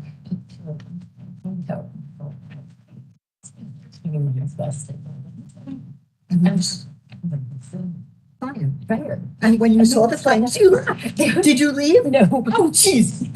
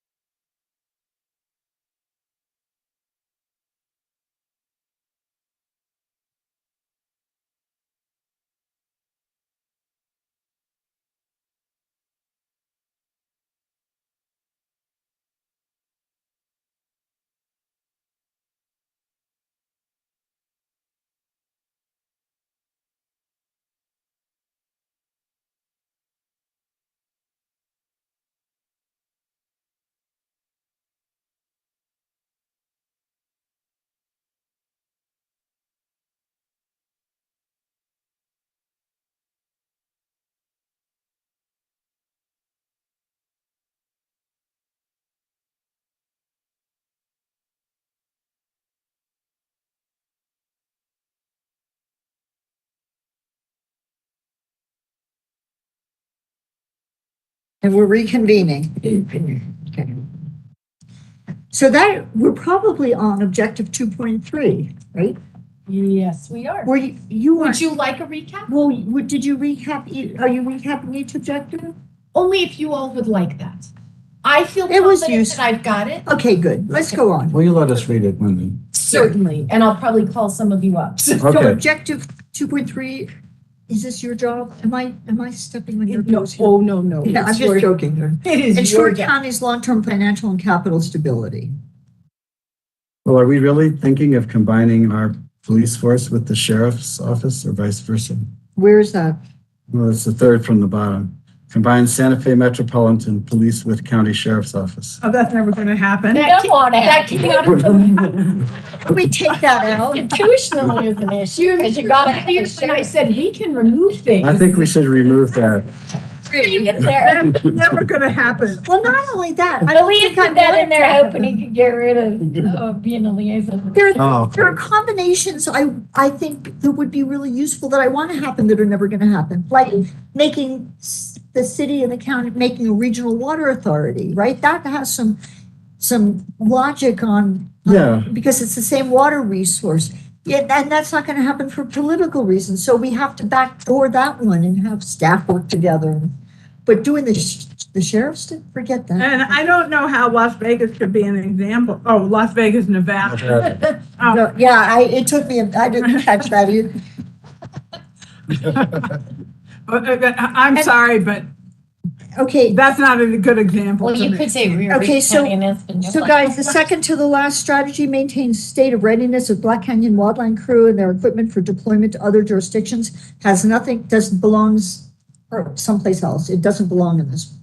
Right? Doesn't that belong in the fire department? yeah, I Public would think safety? so. I believe that, Unless we're renting them out and we make money off them. I believe that this was, well, and I'm not defending it, I just believe it was here because that last phrase, and ensuing revenue collections.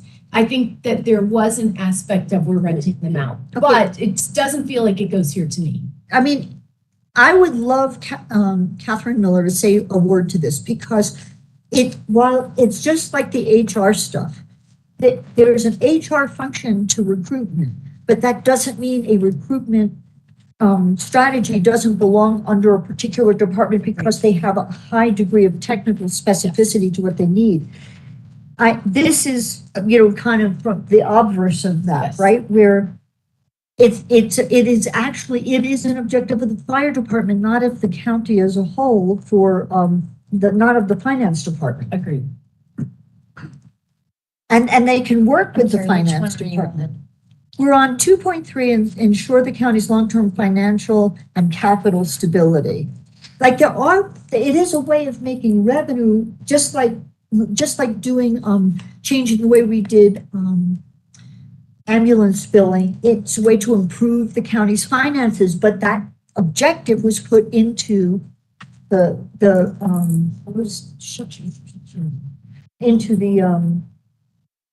speak, Anna. That objective was put under the fire department, because of it was an ambulance billing thing, and they implemented it, in coordination with. I can move that.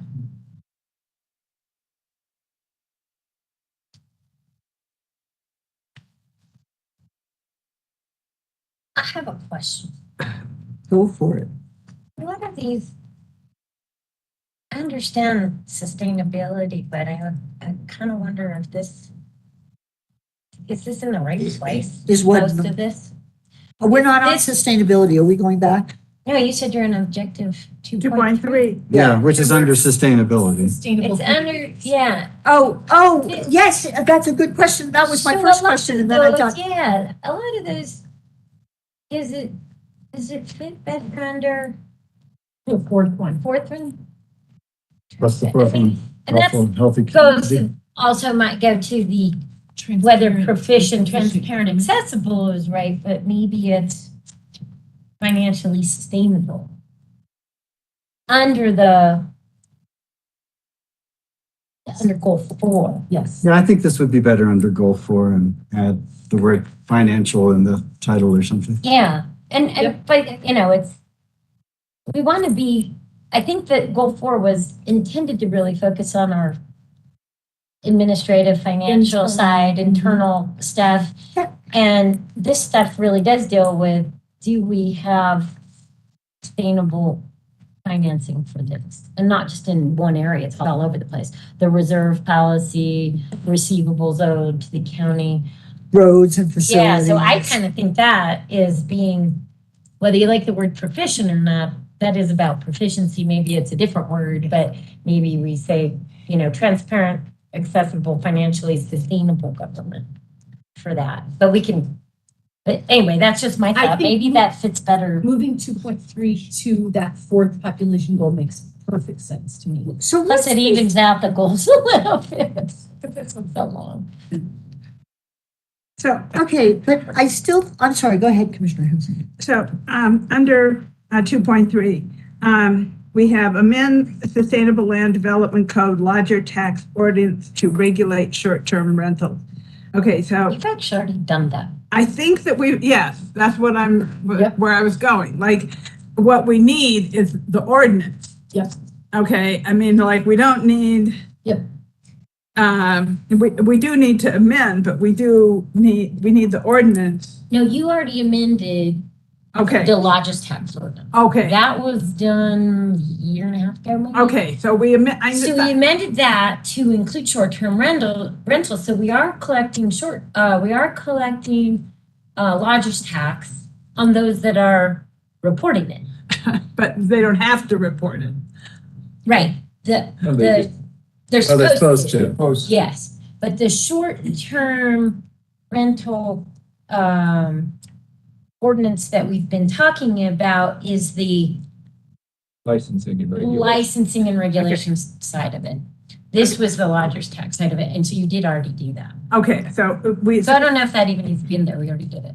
right, we already I don't did know it, if we and can we do it have an again. ordinance.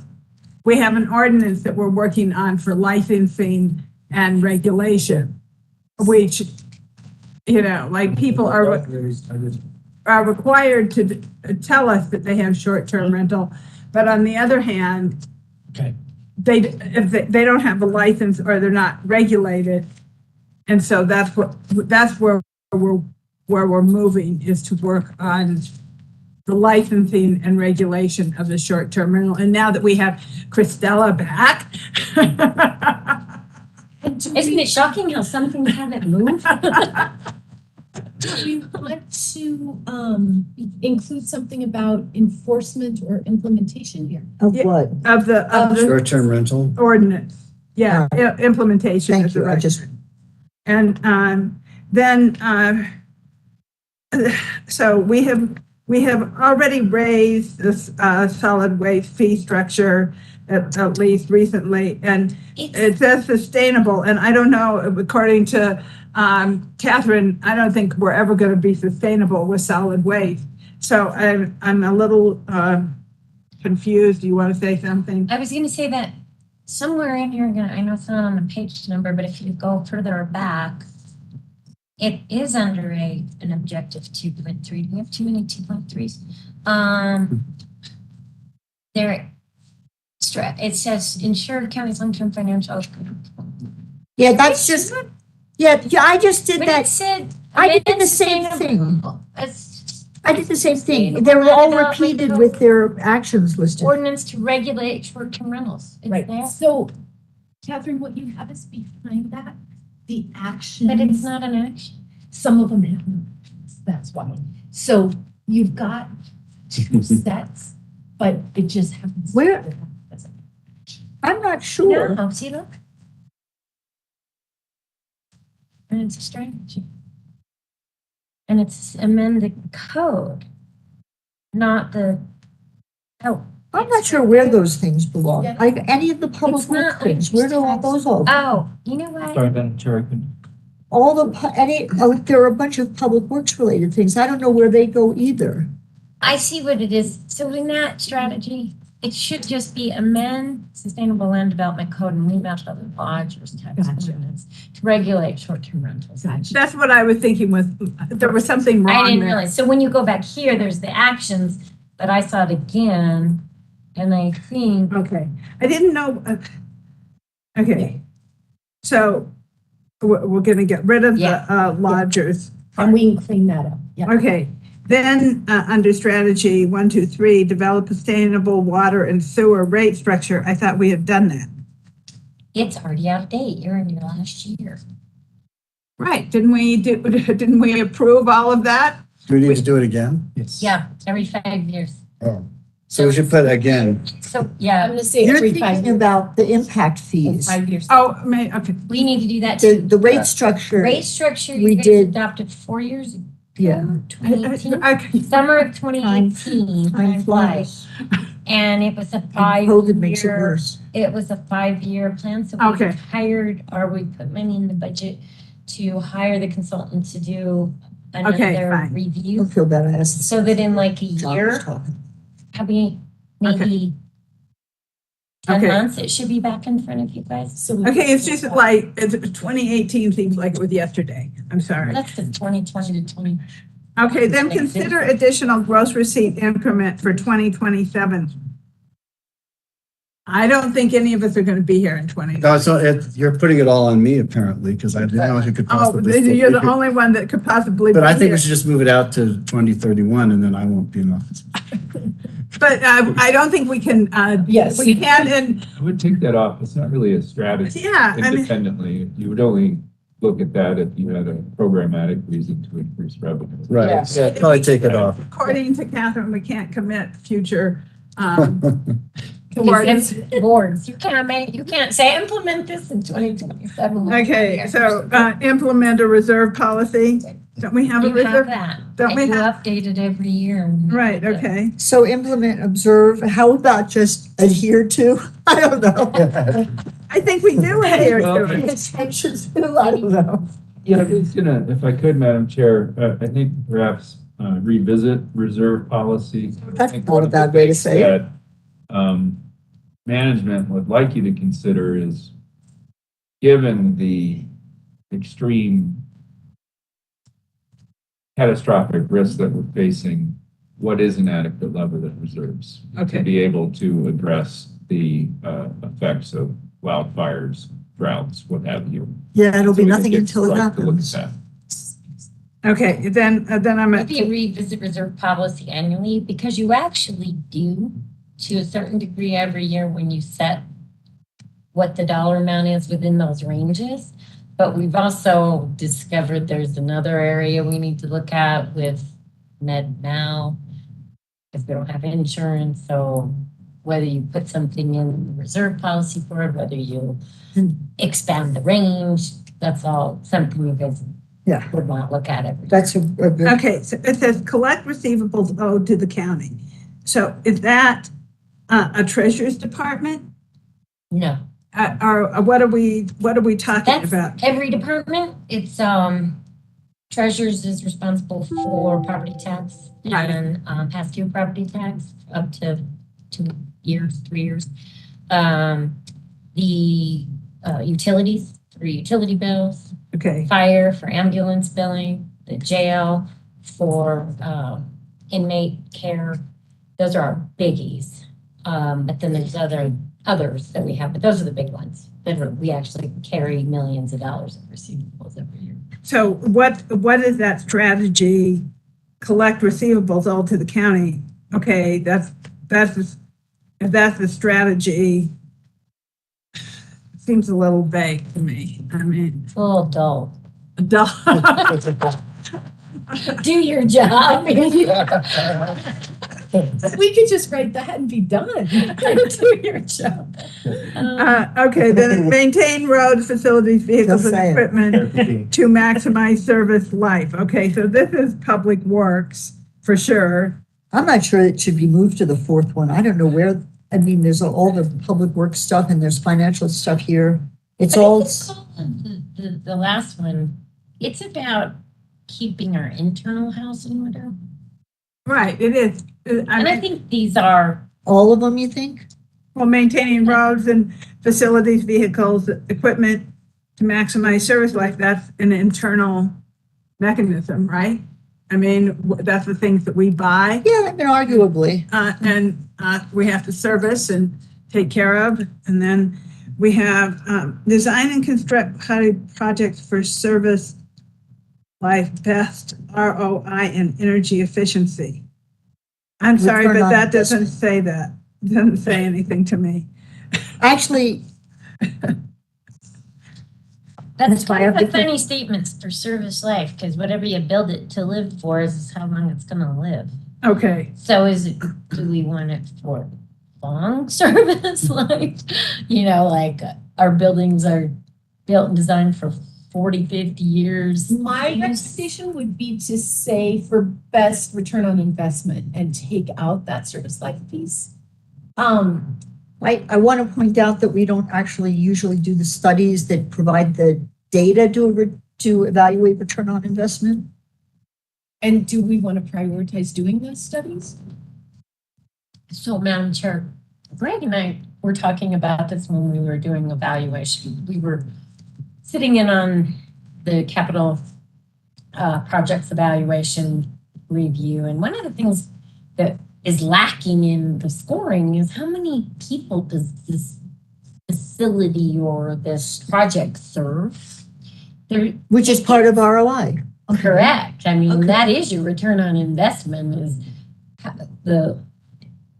is it energy efficient? Does it serve a lot of people? You know, if it's a building, Yeah, yeah. you know, are we maximizing it? And best we got out of that is it in an SDA? Is it a basic need and is it in the SDA 1? SDA 1 is more populated, so in theory, you're giving some points when you say yes, it's in an SDA 1 versus 2 or 3. But I think that we should be doing a little bit more evaluation when it comes to facilities and some of our very expensive projects. Do we really know that we're putting them in a place that's going to get high utilization? Well, now that you're saying that, I see the real value in this because we haven't done that. And I mean, that was one of the objections. We had nothing to do with it, but we were asking the questions about all the money for the riding arena compared to the other things that were being discussed at the time. And it just, what the decision hadn't, there was no input on that. And so this would have been a valuable thing to have at the time. right. And so it's not, I don't think design and construct are the right words, but whatever you're. What did I say? Did you write it down? Evaluate or assess or Evaluate and, Yeah. Evaluate. Maybe it's Just evaluate county projects rash- for best ROI and energy efficiency and whatever. Yeah, I mean, that makes much more sense. And those are It really goes to two what different we also things. came up with on the road when we had the whole fiasco over whether we should have repaved BNI Road. And we said, well, what's our evaluation criteria? right? And we found it was a My big little question. subjective. Yeah, So now what there is Gary and his staff have done is they're using LiDAR. So they're able to detect the thickness of the, That actually can tell you, does it need, yes. Does it need repaving? Is it the worst road we have? So it's more, it's less subjective.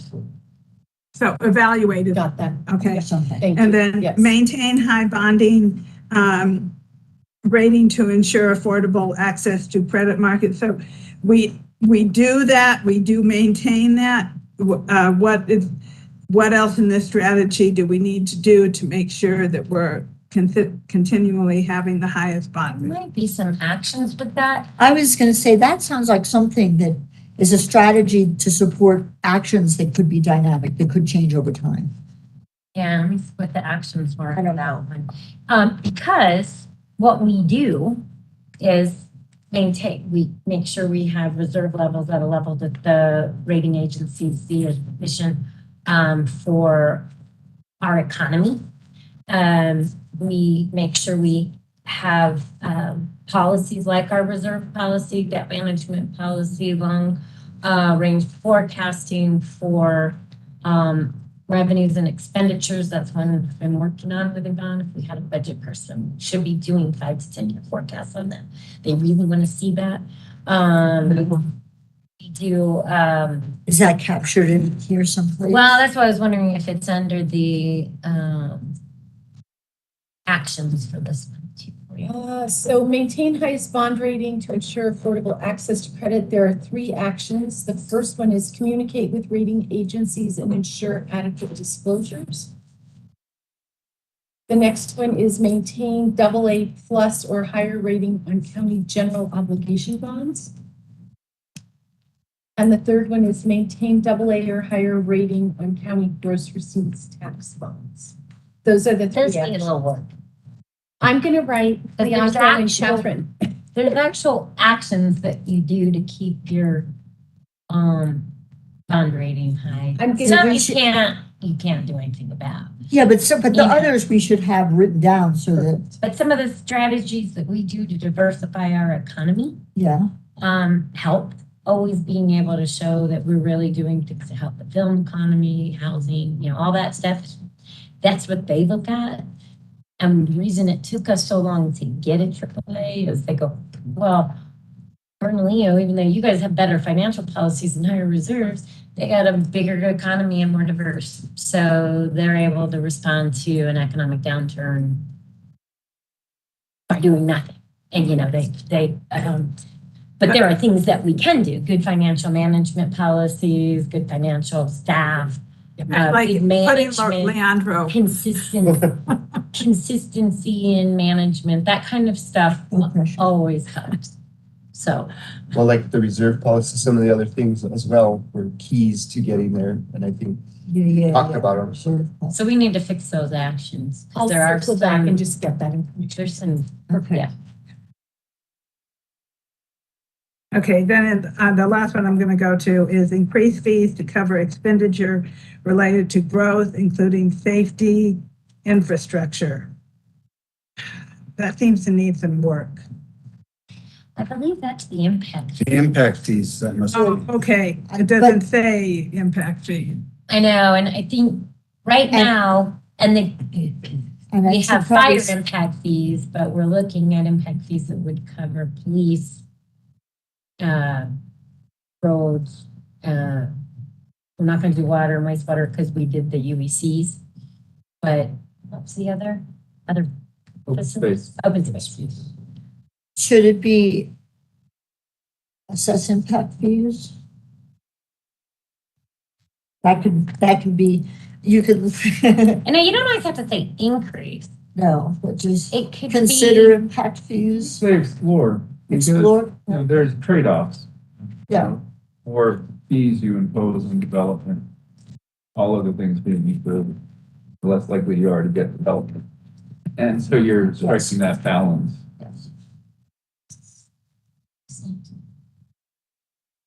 Is there anything that's missing? so maybe on that one, it should say, safety, infrastructure, and open space. Like it's missing something. Gotcha. Yeah, So I think everybody's done a great job in revising these, taking some out and whatnot. Is there anything big that's missing under this long-term financial and capital stability? I mean, so, Based on our revisions, I'm gonna change those and move it to population goal 4. yeah. Yeah. But And Commissioner Hanson, thank you for walking us through that in that road. That really was super helpful. so, I had something on my mind, I kind of lost it for a second. well, please. It'll come back. I know it'll come back, but it had to do, you asked if anything was missing, Yeah, and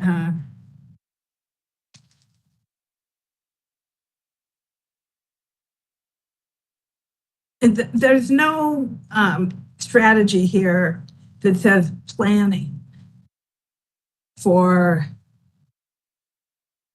long-term financial and capital stability. But I mean, maybe that's covered. Maybe that's not something that needs, There is a strategy for planning, but I don't know if we have included financial planning. So when we get to that planning one in the fourth population goal, I'm gonna make a note of that right now. Okay. And that sparked a thought in you, I saw it on, Well, I think that goes to having I've been working with Yvonne on the 5-year revenue and expenditure plan that the rating agencies look for. We have some revenues that we kind of do that with, but it needs to be comprehensive. well, And where that should we, would be and I think that's something that needs to be done. So I think it would be an action item for sure, at least under the maintaining a AAA bond rating, maintaining our bond ratings. So we can look at that too, Leandro, where it fits. Okay, yeah, A good budget. That's a very important planning document is your Yeah. budget, which is pretty well put together and thought out.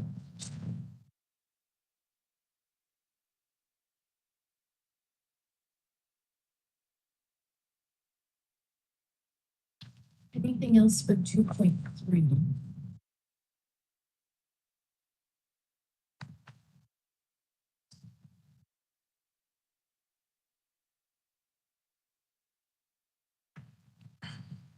Madam Chair, yes, we go into objective 2.4. One of the main strategies that is important to consider is, again, prioritizing infrastructure in SDA 1. In other words, is it not here at all, or is there someplace, or you expanding on something that existed? I think that I would suggest that we add it as a strategy. In other words, I believe if you talk to Ms. Ellis Green, for example, she would say it's not that we lack zoning in these areas, it's that we don't have the infrastructure to support the zoning that we have. So it's hard to entice a business to locate into an area that we've zoned for commercial, light industrial, what have you, because the infrastructure is not there for them to plug and play into. Yeah, that's a good point. if you build it, they will come. Borrow a phrase. Yeah, and I think there's some developers that, are trying, that develop down in Albuquerque, Rio Rancho, all that, and here. And I said the biggest challenge of makes it hard. It's not that we require 50% open space, because I said, well, how many more homes could you get out of that size of acreage there? And it's considerably more. Like say they could do 600 on here, they could do 750 there. But they said that's not the thing that kills them. It's that we say, well, you got to build the road, you got to take the wastewater line, you got to build the water line, all that. Versus they said, we go into Rio Rancho, we just plug and play, like Greg said. So is there a way to add infrastructure to support in SDA4 in SDA 1 to support development? Or And figure out what- prioritize infrastructure development in SDA 1. I mean, Is there a mechanism, this is a straight out question, is there a mechanism for doing that besides just putting county budget to it? Like federal grants I think first with your ICIP, that what gets prioritized are those type of projects versus, I know we tend to try to spread everything around. And that's a tough political call, because You're I right. think we've This is always tried interesting. to slice the pie as much as we can and spread things around. But what generates, and Greg and I have had a lot of conversation about this, but what generates your long-term revenue to be able to keep providing services elsewhere or providing more projects elsewhere is housing development and commercial development. So this is a real strategic decision. This is like one of the non-trivial ones. Interesting. so I want, Yeah, man. so about, so one of the things about like Rio Rancho is, and I see this as a valuable item, is they put all that infrastructure in before there was any frickin' houses, people, anything, they put the infrastructure in. So there was like nobody saying to Mr. Roybal, well, I want to build something and I want, I don't want this road here because I live here and, Right, the road and the trees are in the setback. right. And, so, like one of the things that in the community college district is that we have depended on developers to put in the infrastructure. That's what happened at Rio Rancho. That's what happened in Oshara. That's what's happening in Arroyo, whatever they're called. So we've been dependent on developers to do this. And I hear what you're saying about, the developer is saying, well, I have to do it, so therefore my profit margin is less. And, but then what kind of developments do we want? I'm annoyed that the city allowed an 80 house development on 16 acres next to the village, which, there's nothing. Which village is? My, yeah, right. I just wasn't sure whether you were talking about that. Usually when I talk about. And, there's no open space and they're going to use all of our open space and they're going to use our parks. And we don't have any mechanism to say, hey, you need to help us with the impact fees because the city thinks that they're entitled to everything. And so, I'm just kind of going on. I'm just thinking out loud a little bit, but Well, I think that the fact that we do have the 50% open space requirement, when you think about that, that's a lot. And it's a good thing. And I think it makes our development and the community college development unique because you will get space between, you'll get clustered, but that was the whole idea 20 years ago when they did it was cluster, open space, cluster, open space, so that it wasn't just this. And it's cheaper to do infrastructure that way. That's a more economical path to do infrastructure. But, as a county, how are we going to afford to put all that infrastructure in? At some point in coming years, District 1 is going to have a water system and people are going to be able to develop land out there. And, who's going to pay for the infrastructure? And where do we find the money to do that? It's a dilemma. Well, I think if we put the strategy in, that means we're going to work on it. Doesn't mean we have to solve it today, right? What it does That's a good strategy. is it when you're looking at if you only have $20-30 million of capital to allocate, that you're making sure that some of the priority projects are those that build out that infrastructure. Yeah. It's not to say that's it and you don't do anything else. It's just that we tend to shy away from that and say, hey, let the developer do it. And then we run into this issue where they're like, well, if you make us do that, we're out of here. We can't do it. No, I think it's a great point, and I think that strategy would promote saying, okay, we need to, as a county, be more focused on asking for state capital outlay that focuses on this priority development. Recognize that, like, when we've had an ICIP request to ask for state capital for a zoo in wherever the hell the zoo was, which was kind of a hairball idea in the first place, that's a no-brainer.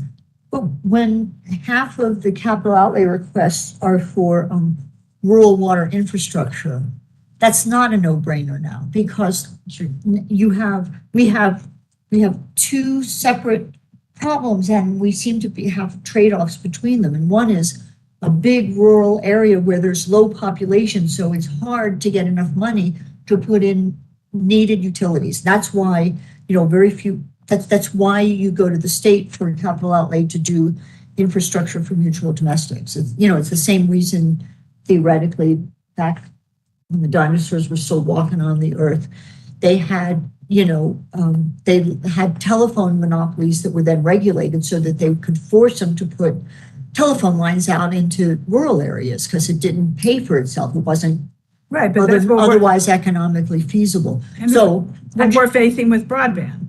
yes, exactly. And so it is a trade-off. 8 minutes over on this population goal, which is perfectly fine because it's very long.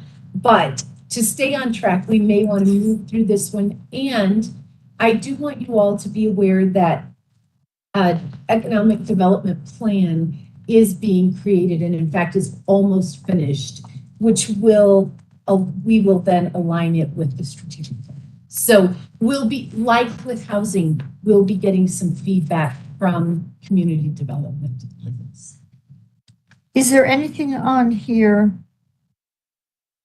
Because they all look good. Is this where the broadband business would be, or is there someplace else it exists? Because I don't see anything in broadband. Yeah, so far I have not. Seems to me it would go here. Yeah, I think it could go there. Well, if I think there's it's just nothing on missing. broadband, Yeah.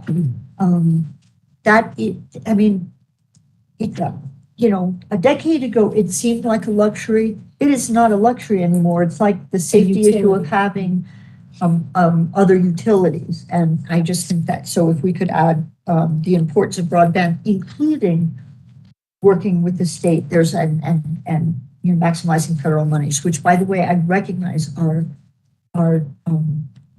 Joseph Montoya's group is already working on. It's not, this is Yes. not telling them something. And I'm sure Didn't they think have of. articulated that. Yeah. strategy. I'm just acknowledging. Yeah, absolutely. Right, I think that is really an important one. I'm surprised it's not listed here, but maybe it Well, didn't. maybe we'll come across it Yeah. someplace else. Um, Okay, so we're moving on. I just want to add one thing is I think,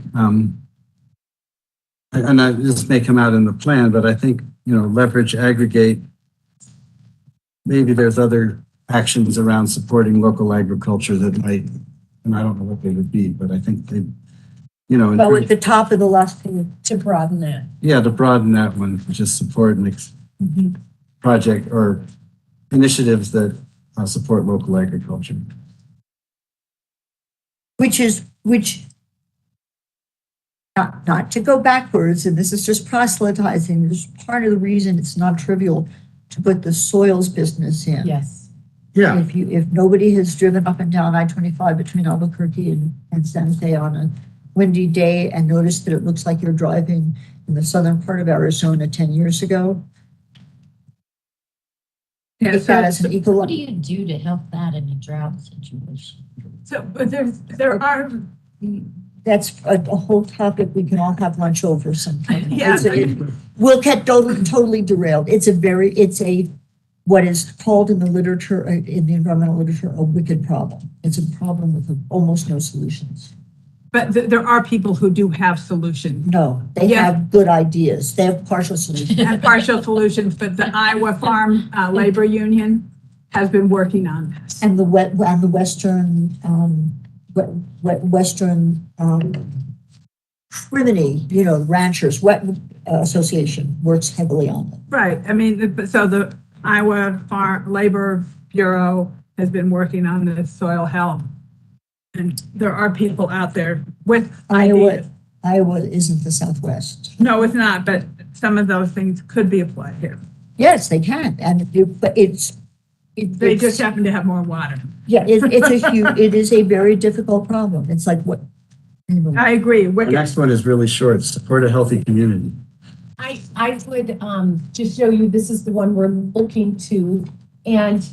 Oh, yeah, Support a I'm healthy sorry. community, Yep, and as Catherine pointed out when we started, you can tell when you have departments that have plans that they are implementing and working from, because you have really concise strategies that capture the activities that they're involved in. And so you can certainly see the work of community services in this population goal.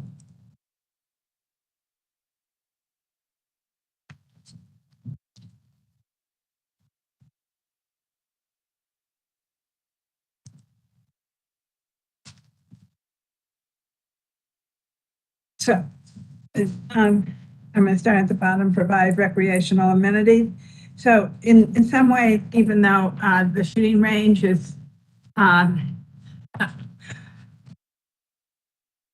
always safe, but it is a recreational amenity. Absolutely, that's a good move, yes. And I think that is where it really belongs, because it kind of belongs with open trails and parks, and it's about that Thank issue. you. Yes. One thing I want to throw out there, though, we have, I would say when we're thinking about across topics, like we have a fabulous program. We own a lot of land. And at this point, I think everybody has figured out how important, I mean, we always knew, but having recreational amenities, and we're at the local level, that's where a lot of things get provided. But we own a lot of land. I would not take this to imply that we should be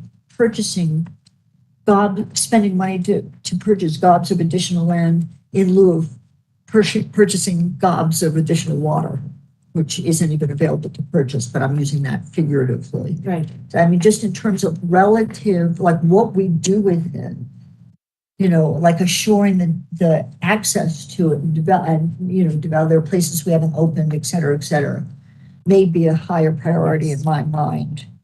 Well, do we want to have, I mean, Some- since we're already doing it, do we want to put things down that we're already doing? Like we're going to be moving the transferable development rights off of our open space? Do you want to? Beats me, I assume I haven't looked at what's already written down, but So Cindy can maybe speak to that. just a little bit of context. Open space, somewhat in a vacuum within planning, created an initial document about how to manage the properties and the open space. And now we are taking that and we've put together an interdepartmental open space planning group that includes growth, community development, public works, who are deeply involved. And we're looking at building a strategic plan for open space. And so I think it is worth our time to go ahead and note the transferable development rights and have that considered as they do their planning. So I'll make a note of that here. Their plan will align then with this plan. And they have 2 pages of action steps under that one strategy. So, Exactly. so there's a lot there already. Yes.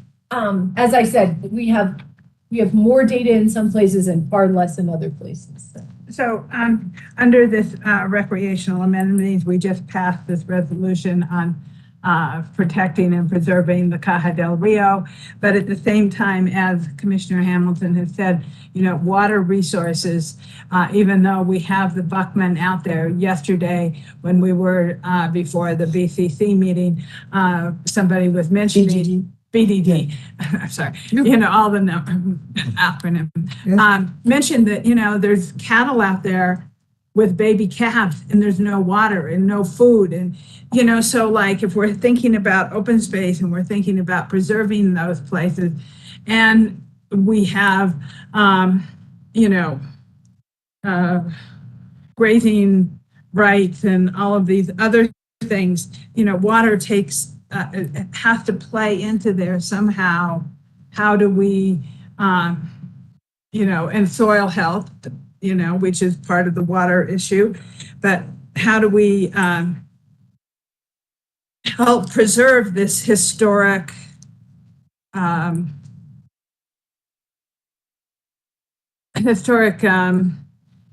cultural resource? Yeah. That, you know, 25, 50 years ago had a lot more water than it has today. And, yeah. I don't know where it falls in, but I think I was sort of getting at that with the aggregate program and supporting local agriculture. Right. You know, I agree with you, like the aggregate needs, it needs to be more than just connecting Right. farmers to buyers and buyers to farmers. But I think that takes an additional staff and additional area Yeah. expertise, I think. Well, probably. Yeah. I mean, it's just, but not to just think about it. I don't know. I mean, it's not something that probably happened this year. No. But we did write the resolution to preserve the Calle del Rio. But then when you go up above to object 3.1, you know, that's what we're doing. And they have a strategic plan, and I'm assuming that's their Okay, top point. I don't know what I think about this. I'm going to throw it out there. There are other places in the strategic plan, like having to do with climate change, where many of the strategies that are written down have to do with supporting larger federal efforts, like weighing in on WOTUS. Has nothing to do with the county's direct mandates, you know, statutory requirements for what they do. But we see it in the bigger picture as part of our bigger interests. It seems to me that there is nothing that would benefit the greatest population more than universal health care. And yet we do no outreach to higher levels of government in support of that. Catherine is like, I'm just looking at my computer. Okay, And I was trying to make sure, I think got everything for the personal. So I'm still working on that. okay. It's a little bit of devil advocate, but I'm not saying it flippantly. When you think about the things that people need right now, it's not just healthcare. To be honest, that links to many things, including one of the biggest problems people have when they retire is they lose all their healthcare. We don't have a pension system, blah, blah, blah, blah, blah. It is one of the biggest things that would change our entire social security structure. And so I'm just, why is it important to reach out for water quality when it's not important to reach up, you know what I'm saying, for something that's a much more fundamental need? There is an action articulated, support efforts to increase resident enrollment in health insurance, Medicare and Medicaid. We could prioritize that, certainly. It exists. I mean, that's a good point. It's articulated, And but I whatever think strategies are here, that action is under one of these. that action is under addressing the social determinants of health through the Connect network. Yeah, And I would like to point out, it was one of the access to healthcare was when we did it was one of the what? when we did the survey for residents, Mm-hmm. it scored high. It scored high. Importance was access to health, With universal health care. just healthcare in general. They were Right. health providers, et cetera. It was one of the top 3 or 5. It also, at one point, and I honestly can't remember if this got edited out, but it also was an action at the detention center to make sure that before people were released as part of reentry, that they were enrolled. Yeah, we have that well covered in existing strategies, but that's still more local. Yeah, I appreciate your. Well, we could certainly have a strategy of encouraging state and federal programs that increase access to healthcare and up to universal healthcare. Yeah, I mean, it's sort of interesting.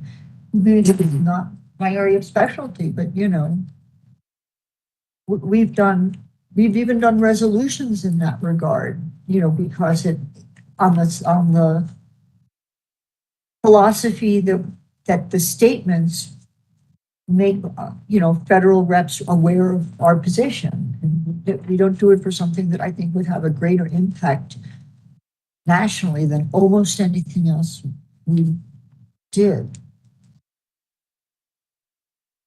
So we should add that. Tell me how you would like to add that. I would think that would be powerful. Within the limits of our, of our resources. I think we can advocate Advocate's a good word. That's great. for, Today's not my word day, apparently. but advocate for comprehensive health care. Instead of scaring people away by using the word universal, comprehensive might be more. I'm all over that. Good job. That's great. I'll put that in to be reviewed and wordsmithed by you also.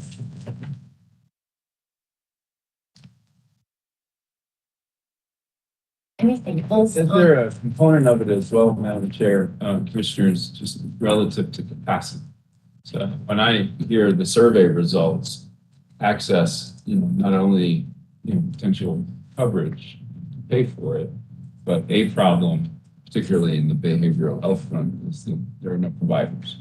So having the coverage isn't sufficient. It's also making sure that there's capacity. So maybe advocate for comprehensive health coverage, capacity. Sure, I think that's a great addition. Yeah.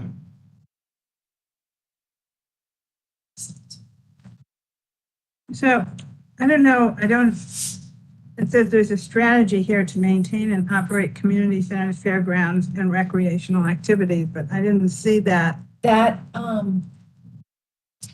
got folded into, did that get folded? What do you mean, it's under the details, but not You- under the general one? You are right. Yeah.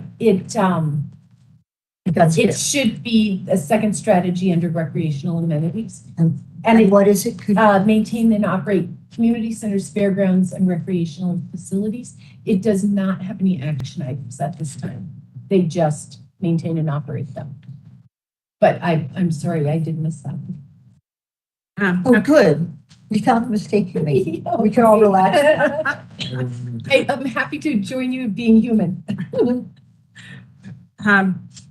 So if we move that up there I'll along move with the it up. shooting range and maybe the Caja del Rio, since the shooting range most likely is going to be on the Caja del Rio. I thought it was very interesting, just to share this all with you, is that after we passed the resolutions to the Caja del Rio, BLM, the district manager wrote me and said, well, what does this mean for the shooting ranges? And do you still want the shooting? I said, yes, I still want the shooting ranges. It didn't say anything about not having shooting ranges. It said there's illegal shooting on the Caja del Rio. It's so interesting how people interpret protection. All or nothing. Oh, sorry. Anything else you'd like to add or change in a healthy community? No, let's roll right along. Excellent. We are back on track. Yay. Oh, when are we scheduled to go until? Till 4th. And It was put on my schedule as till 5, so. Well, somebody. You can stay till 5. Yes, somebody was very. Mine says 4. Yeah. I'm not kidding. My calendar said till 5 o'clock. I bet Tina put that on earlier as a hold the place. And Yeah. and that's what I was looking at as opposed to the actual, Because originally it was to Yes. hold Yeah. 12 to 5. That's right. yeah. I probably have, how they end up side by side on your Yes. calendar. And for some reason, I could not remove that first one, and I'm sure if I tried harder, I could have, but yes, so. Okay, be a proficient, transparent, and accessible government. We do not need to belabor the point, but I just would like you all to say, are you comfortable with the word proficient or? Well, do me a favor. Let's not beat around the bush. What don't you like about the word? Proficient to me suggests, average. I Interesting. have a background in education where the word proficient suggests average. So I appreciate the bias and the lens that I bring, but I do believe that most parents who receive a report on their kid that says proficient goes, oh, Dang. I see, I never thought of that. That's why I asked you. I didn't, I think way back. I think it actually means well advanced in the Oh. art, occupation, or branch of knowledge. So I think it's Well advanced. No, I do bring a bias, so. yeah, I but just but looked up that's- the, so that is the Yes. meaning of the word. I don't think that it's a low bar. It's not a low bar, but here's what I think the intent, and this is recollections of discussions of a word to capture that high level of professional expertise. Yes, yeah. And that's hard to capture in And one word. It advanced wasn't is meant to exactly pull it down. right. It was like, Yes. we may just be the county government, like that's a low bar, but we have excellent people. We try to attract people with high expertise who are bringing high level of professionalism to the job. So think of a better word and we'll all go with it. Well, darn, now that I've heard the definition, I'm swayed. I just want to own the bias that comes with reading a lot of standardized testing documents where proficiency is, we're going to let them go on to fourth grade, but They didn't excel. yeah, is it what- does is not what- suggest well advanced. But But I do think I probably have given this way more thought than anyone else in the world. Do you have another I word? was gonna say, just Well, come I up with kind of- another word. I mean, I kind of like the word excellent. Yeah, but excellent what? Excellent is an adjective. Well, be an excellent, transparent, and accessible government. We excel at what we do. So we're describing the kind of government we are. Okay, because when we're without something more specific, excellent makes me think of what's his name in Ted's Excellent Adventure. Right. Really, I'm sorry. Yes. I mean, when you No, talk you're about totally right. prejudice, Yes. I mean, Just leave it at proficient until I can come with a better word. something did about want to plant that seed. professional expertise works for me. I think at one point I had written highly skilled, but then that adds two words.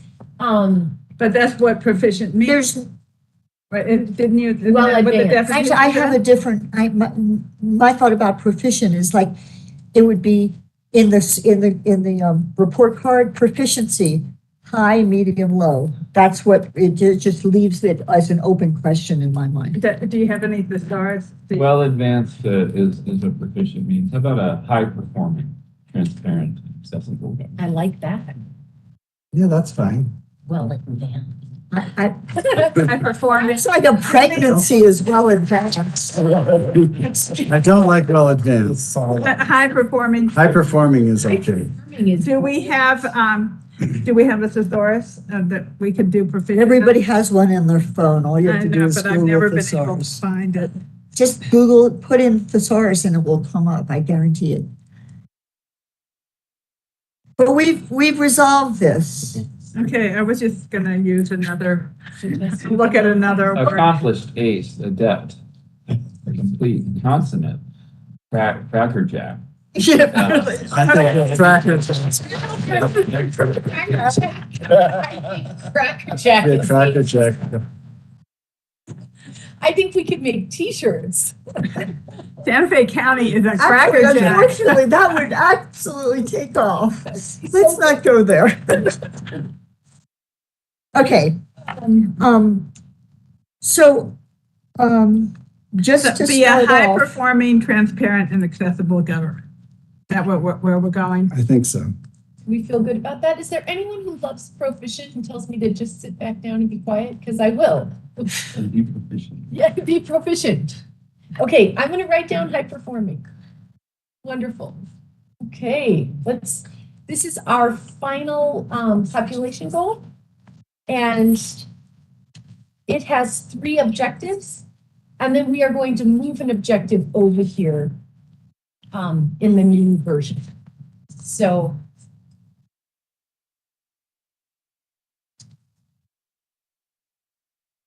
yeah. take it away. Well, I don't think there would be a whole lot of argument that objective 1 might be right now our biggest challenge and our highest priority. We're already doing a lot of things. I don't know if we might want to, it might be worth really reviewing those however many 6 strategies to see if there's anything missing. I mean, certainly in pay, competitive market relevant, we're doing a class and comp study. which I hope we're going to do a better job than the city at. Harping on that. Very hard.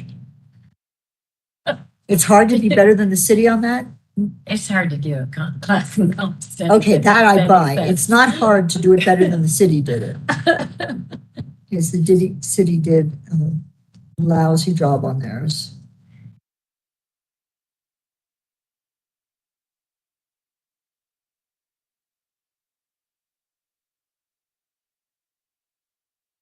I guess the question I have about this is there anything that our county manager or HR department needs help on? Because this is all really important stuff, and yet I think you're right, we're also struggling with it. I don't know if there's something we need to change or provide support to, or I would characterize it as struggle. I would like to add one thing. As we talked about equity, diversity, inclusiveness, I would put a strategy in there that more explicitly speaks to that. I think Yes. in general, the county does a decent job of that. I think the intent, everybody's intent is to do that, but it's everybody's intent to support employee morale also. It's there so that there are specific actions that can be attached to that strategy. We recognize that we expressly see it as important. Absolutely. So, an inclusive workplace, their words. And I believe I have some of that language. Okay, so I'm sorry, Commissioner Hanson. So I think that with job description, somehow, comes up. moves You're over. upset with it? I am obsessed with it Madam because, Chair, and Yes. Commissioner, if I could, so that's actually part of the Concord class Okay. plan. Yeah. So all job descriptions were evaluated both by management as well as by the employees themselves. And so that process is underway to make sure that they are up to date. Okay. Excellent. And the very first strategy there, develop, support, and maintain an equitable, diverse, and inclusive workplace. I think that captures exactly what we're talking about. Yeah, it does. Never mind. I'm sorry. No, that's okay. I had read that first, and by the time I got to the bottom, I was thinking about the lower ones. It's a very long document.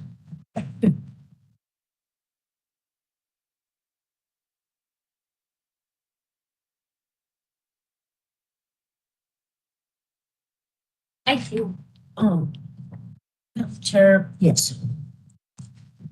Commissioner Hughes, when you say we're struggling with it, I guess I'd want to know what specifically you think we're struggling with. oh, just the fact that we seem to have vacancies in the RECC and some other departments that are hard to fill, Public Works. I would say we haven't always, RECC maybe, but we've actually hit fully staffed at the detention center. We've hit fully staffed at fire. We've hit fully staffed at sheriff's. We're struggling with what every employer is struggling Yes. with right now, since the pandemic. I don't know that anybody has the silver bullet. I'm not sure what it is. Like Greg and I know, Elias, we've all talked about, is it changing? It's not all about pay. So what can you change in government? Because you're still government. Yeah. You still have so many parameters you have to operate within. How can you make, government sexy again? I don't know. Why, how can it be an attractive place to work? Because I think the younger generations also aren't as interested in a retirement, which is what has always been the thing that people go for in government, is having that defined benefit. And now they're like, give it to me today. And they hop to different jobs way more quickly than, baby boomers ever would. I can say that because I am one. But I don't know. I don't know if there's something. It's one thing to say recruit and retrain and retain highly qualified employees. I've been racking my brain for the better part of a year on how do we turn this tide around to get people and keep them? Because people are just, and, you know, Commissioner Garcia made comment in one of the budget things that, oh, well, you know, everybody's just leaving because we're not paying enough. Well, some of it is, we couldn't even begin to pay what some places are. And, you know, project managers at 110, 120,000. But then also people are moving out of the state because there's a lot of mobility right now. People are moving. And for people to afford a house here at the middle income, that's just rough. There aren't any.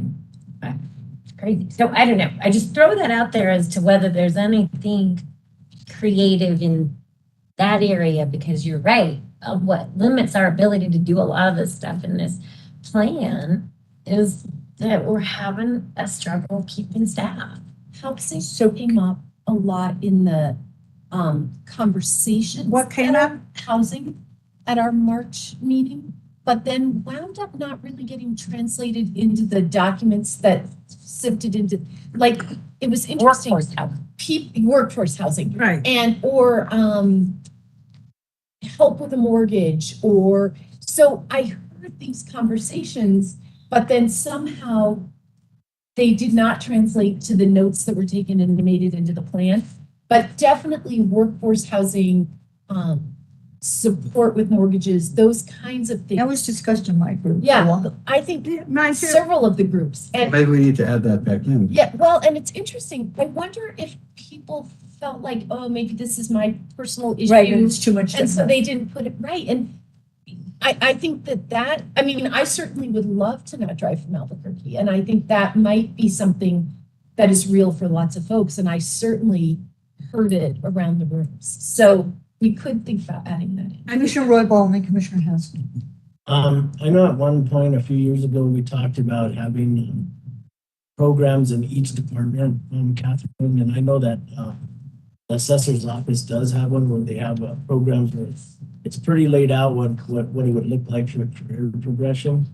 And that's something that I think is important, because I think a lot of times if somebody feels they're stuck in a job and they don't have any career progression, then that might be a trigger for them to look elsewhere or look somewhere else they can go. But I think that I know at one point we asked for every department to show us that they have a career progression in their departments. I know it's difficult sometimes for elected officials that have their clients maybe, but that's something that I think might help with retention. The other thing was housing, and then I think childcare is another big one. And I know that a lot of there's funding that came forward last year in the legislature in regards to child care programs that we might be able to take advantage of, so we can help our ways. It's a good idea. Commissioner Hanson. Yeah, so when I became chair of BDD over a year or so ago, the first thing I wanted was Rick to get an administrative assistant. We still don't have one. You know, like, that's a year and 5 months later.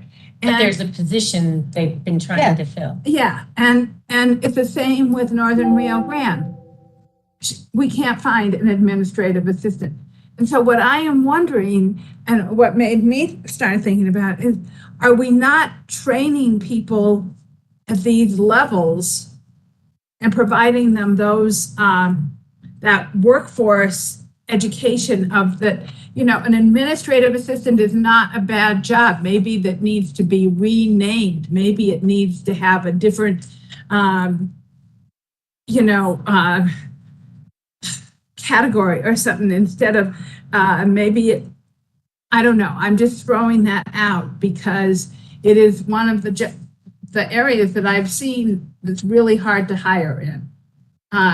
From my own experience. And like stewardess went to flight attendant. right. Yeah. I mean, I don't know. I don't know if just one word is going to change the position, but it's something to think about. And I do think that, it is like workforce development, is what did we used to call it a long time ago? You're the one with words today, remember? You should give them the words. Well, it wasn't the labor department. It wasn't, But then and job, Workforce development became.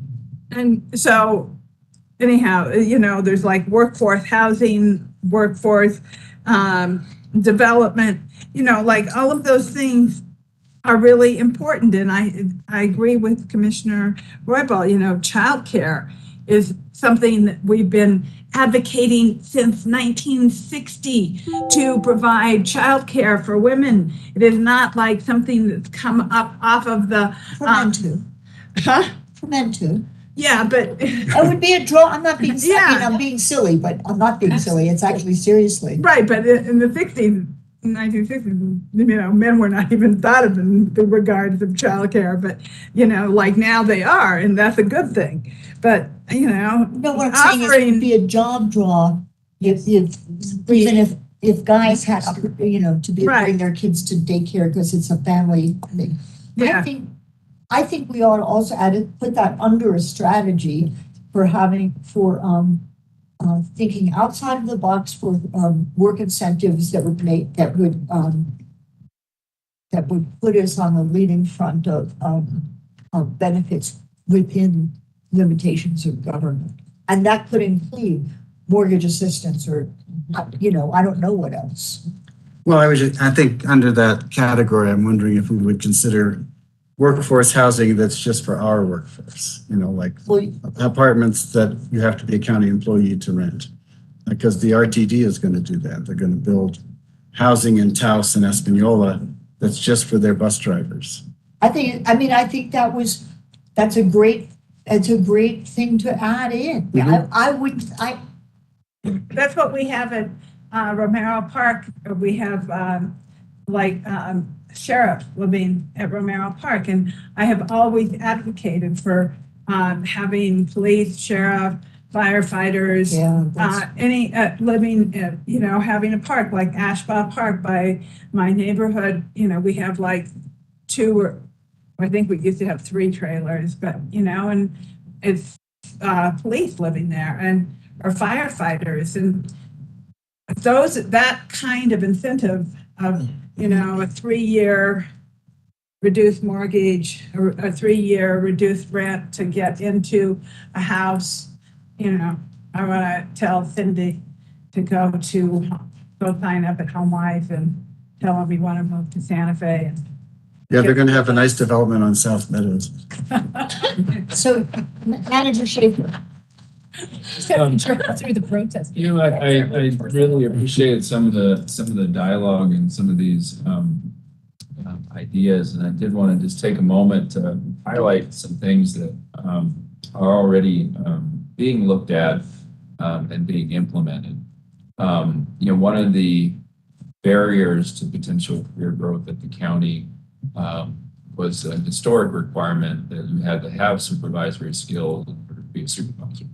And so it incentivized people to leave. So we've changed that to already to allow substitution for completion of the New Mexico Edge certified public supervisor course as a substitute to any direct supervisory experience. We've already started talking, myself and the deputy county managers, about other things that we could do to make it more readily available to our junior staff to move into supervisory positions. So we're already looking to see how we could do even more. One of the things that we're also trying to construct would be a system that would allow for more defined growth and progression through the pay range, so that employees can look forward and say, oh, in 5 years, this is where I can expect to be relative to pay. It would be a fundamental change in the way that we've looked at compensation for our non-public safety departments, but it's one that we think has a lot potential merit. It's not fully baked at this point and would have to be negotiated with our AFSCME 1782 union to implement, but it is something that we're looking at as part of the common class plan. So I wanted to give you that that heads up as well.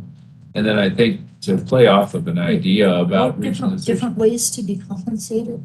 a more defined progression Okay, through the yeah, pay yeah. range. Okay, So yeah, I don't want to take up too much No, time, and I got Cindy it. will get her whip out soon if I do. Well, you just keep going. But it is to address some of those issues that we've been talking about. I do want to circle back to that idea we were discussing earlier about prioritizing infrastructure investment in SDA 1. That is the growth area. That is where you can have large-scale, single-family as well as multifamily residential development. And that's the place where you want to see it happen because it is sustainable. You have water. If you invest in sewer, you now have a renewable source of water because, it ties into our new quill plan. And so you have reuse water. So I just want to bring that full circle yeah. as to how that one strategy helps also meet some other needs that are being put on the table in terms of more housing. I won't go so far as to say that that can make it affordable, but it will make it more. And all other things being equal should help stabilize pricing.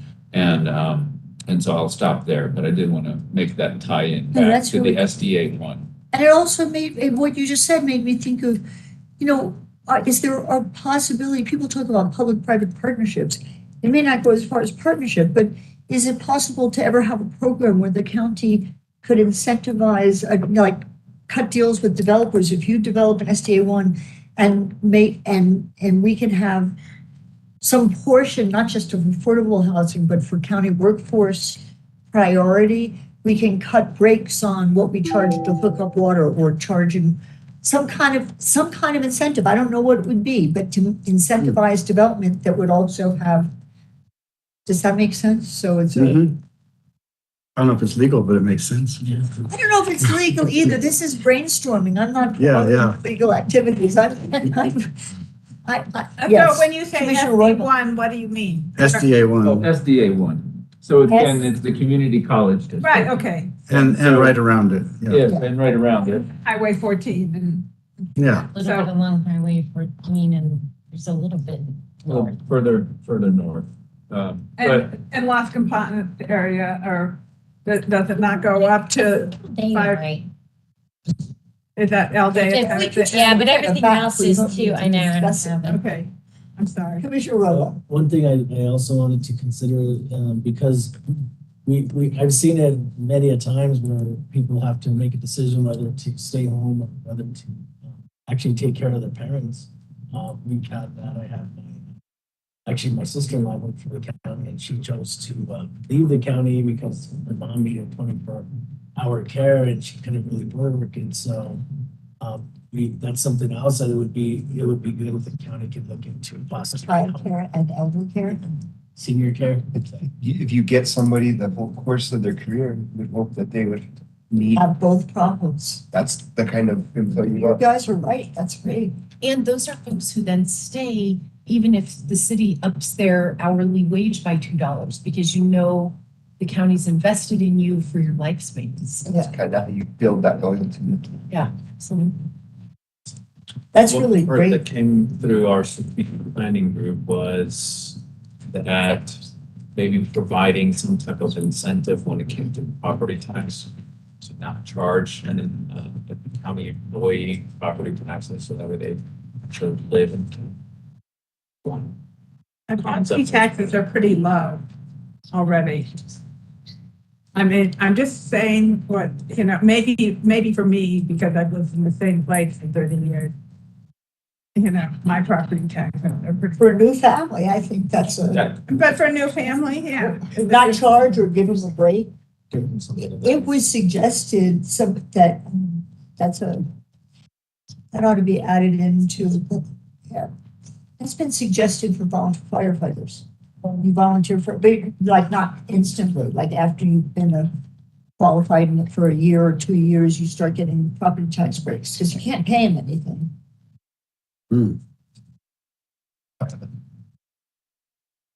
Other munis, that's kind I of. mean, if you can do some type of incentive, some percentage. The average is, but you're looking into, especially now the home prices. Between $2,500. Good at $3,000. There's more.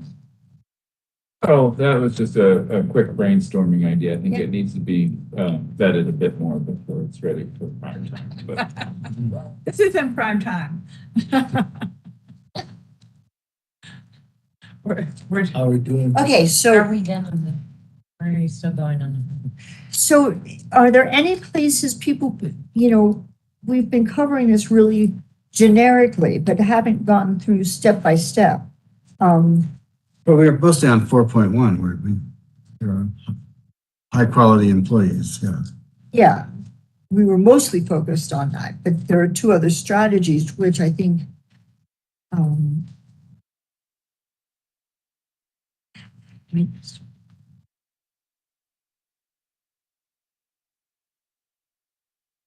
yeah, And we're gonna move that other one over to here, right? Yes. Yeah. Right. Financial stability. Objective 4.2 at one time said to improve business processes, but then got changed to processes. At one time it said customer service processes. So if there is any suggestion, implement solutions to continuously improve processes. If you have any feedback on that, it's very much been in flux. We don't have any actions under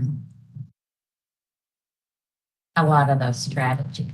So my point being, what does that mean? Provide excellent customer service to external and internal stakeholders.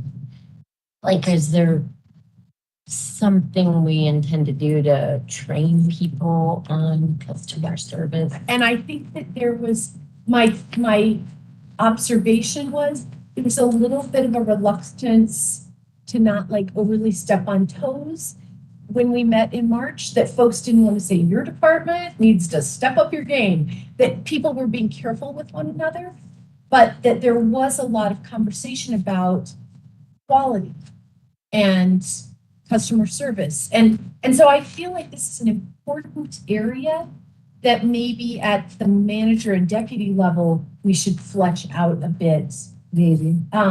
because it's important. I mean, it seems to me that from a few years ago, some of the things that fell under that, which we're already working on or have achieved to some extent, had to do with, for instance, streamlining permitting processes, putting everything on, making most of the things web accessible that the other outside world takes for granted, like being able to pay online with a credit card. we're online with a credit card and that kind of thing. And so to some extent, those have been done. I think there are many other aspects that are still in flux, like some of the land use stuff.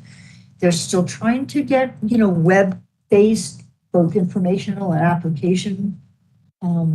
Is that true? So some of that was in here. Yeah, so I do agree with you, Cindy. People were, Gentle with one another. that could be a nice word to say. But at the same time, since we're being quite direct in here, people did complain about land use. They did complain about growth management. They did complain about the process there. PJ made one comment in our group saying, please don't add any capital projects, period. People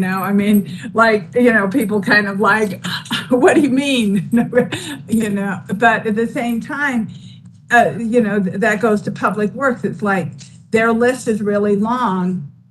And so their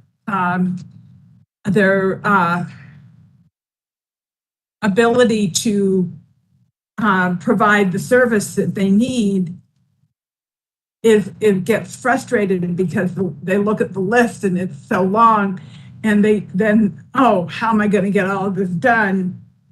And so then you start cutting corners to get to that place to get some of those things done.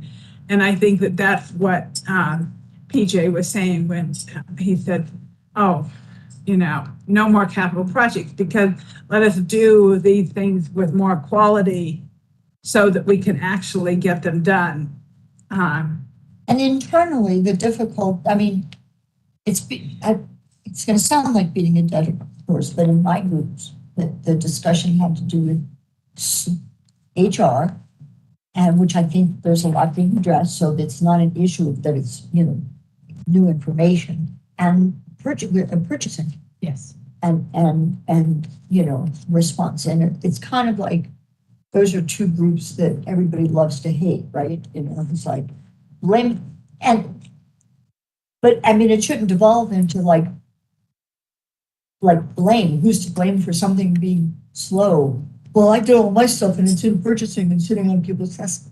Is that always true? No, but anyway, I think that's why it was like internal and external. Those were the places that were. I mean, and people like to blame, oh, it's sitting on the county manager's desk, or it's sitting on, Yeah, let's. or it's, her HR is sitting on somebody's desk in HR, it's sitting on somebody's desk in procurement. And even last night, I questioned the city on their procurement process, like, when are you, how are we going to make all of this stuff happen without having to deal with the city's procurement process? So, it's kind of inherent in the department that it exists in, HR and purchasing. So how do we help them create a better workflow or It seems like now that you're saying that there was a discussion about, I don't know if it needs to be in the strategic plan, or, to be prioritized, having, say it on software that went across departments in the county where you could track things. Like, I was pretty sure Public Works was talking about that. Well, that seems internal, was supposed to interface for internal across certain departments, like. It's an ERP system. Yeah, but, and then.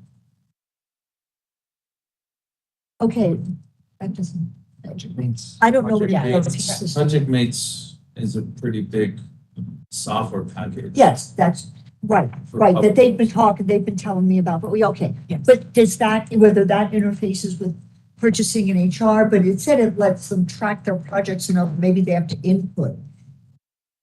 But then if their software would be interoperable with finance, so that when they do reports, things can be transferred without having to re-enter things. I mean, that's pretty aspirational, but. There are some really impressive technology solutions, though, and I think you can look at the assessor's office to see everybody wants to grumble about the assessor's office in every county, but they've not here. but they've applied some technology solutions in the last many years, and nobody really grumbles. They are doing such interesting and innovative work. So, well, maybe there ought to be. Go. Yeah.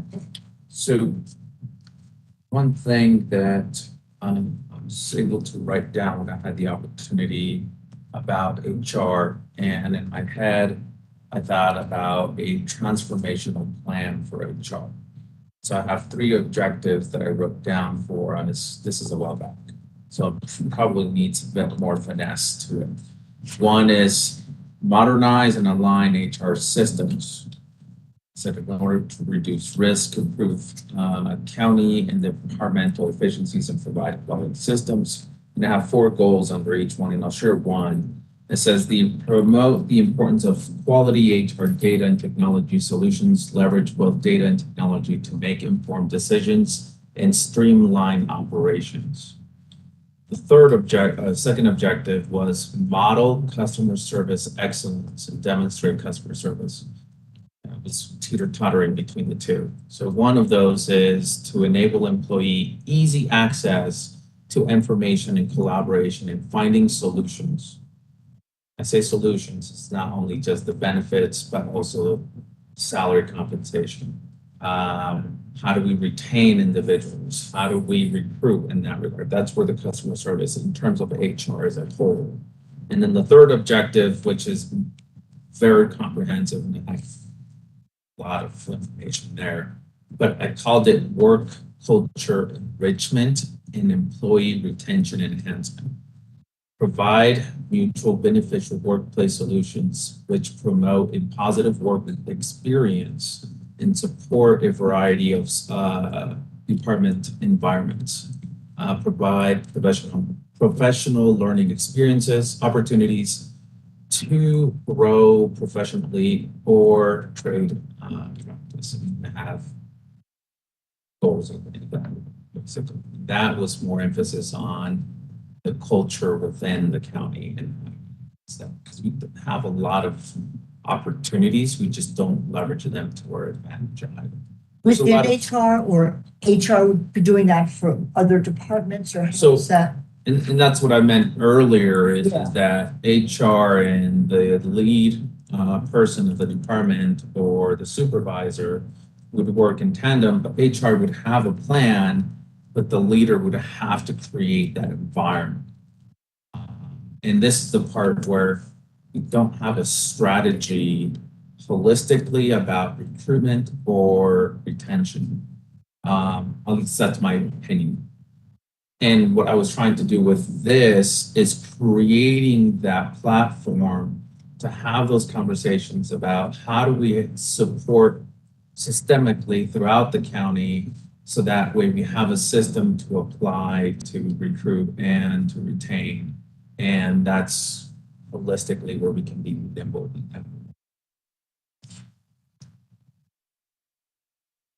And I was just gonna add that maybe we ought to have something written down that, that might be aspirational about interoperable software that brings us into the 22nd century, since we're already late for the 21st century. Skip the 21st, go right to the 22nd. I mean, that's aspirational, right?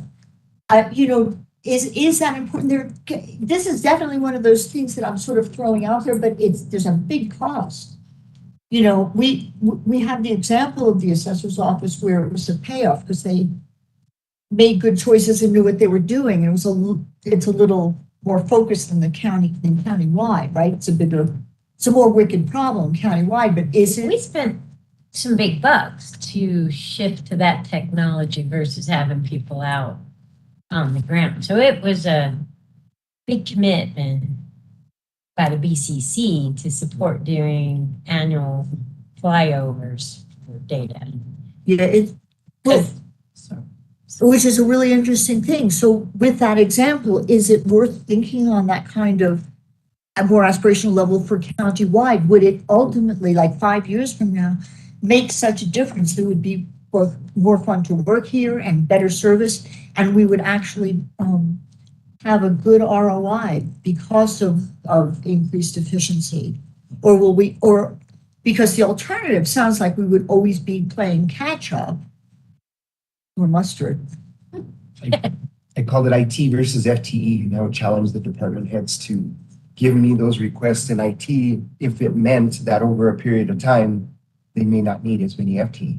Because the IT doesn't come with para and benefits and all the other expenses that cost us for the long term. So that meant that strategic thinking of how is this IT going to really help the department for the long term, and how will it help make everything more efficient within our operations? But then you have to take it one step further. When you have it, you got to reassess and say, this process isn't necessary anymore, which means half of this job description may not be necessary anymore, which means I may need to recreate the process and recreate some job descriptions and reassemble the team, so to speak. Do you think, are you thinking it will, we'll lose people? We'll have to reduce staff because we're replacing them with robots? Right now, we don't have the staff. So right now, no, we're not gonna lose anyone. Right now, we're trying to give them some relief on the work duties. To me, it's trying to make their jobs more efficient. Yes. You're not getting rid of someone by making their job more efficient, but you might be able to free up some capacity that they could do a couple extra tasks. Okay, I was just wondering because I don't remember anybody in the assessor's office going, this was a great idea. We did more IT, but we all lost jobs because of it. I don't remember ever hearing that. But they're not asking for more. actually was, the previous assessor had asked for 5 FTE. And we had put it in the budget, but they weren't filled when Gus came in, because he came in mid-year. And he came to me and he said, I'd like to give you back those positions Let's go to, and go to the flyover technology with a change finder to, take a picture and apply the change finder. And he goes, and I'll ask for less vehicles and I won't ask for more staff. And he has not. He has not asked for more appraisers. He's rearranged the office for sure. But he also rearranged the office to give career paths.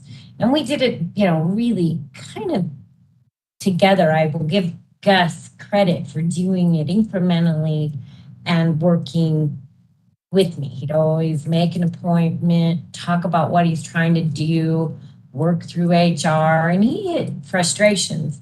And sometimes it was like I could feel from finance and HR pushback of this will be costly to do what he wants to do. And it is from a contract perspective, but what he has done that we were not able to do is we're supposed to statutorily reassess countywide within 5 years. It was over 20 years past due on many properties because the strategy in the past had been just go to those areas where you want to nail people for higher values. Yeah. Or just do that 3% across the board once that came into play. But it wasn't go out there and really reassess the properties. What he's been able to do now is get that down to about 3.5 years. Yeah. He still has the limitation of the 3% cap if it doesn't change hands. But the minute it changes hands, he has that ability to bring the property up. And so he's created a system that I would say, yes, it has paid for itself. And one would hope we could go by department almost and say, where could we use technology and really improve and target, like for instance, in public safety. Do we always have to have the same number of people on every shift? Or are there shifts that are really busy for 4 to 6 hours and you could have a person who's not doing the 12-hour shift back, but they just come in to provide relief in those high volume times. We haven't really used our data. And that was and I tried to also pick that up in rewriting the safe community. We have not really used our data, and it came up on those conversations with annexation. We haven't really used our data to inform how we staff. So, I think that's a fabulous point, that if we're thinking for setting the stage for the near long term, the next 5 years, but on a rolling basis, we ought to think about better use of data to evaluate how you structure departments and shifts. I think we ought to put something in about considering technology department by department, and then how it would be interoperable when we go, across departments within the county to maximize efficiency and maximize the long-term gain for everybody.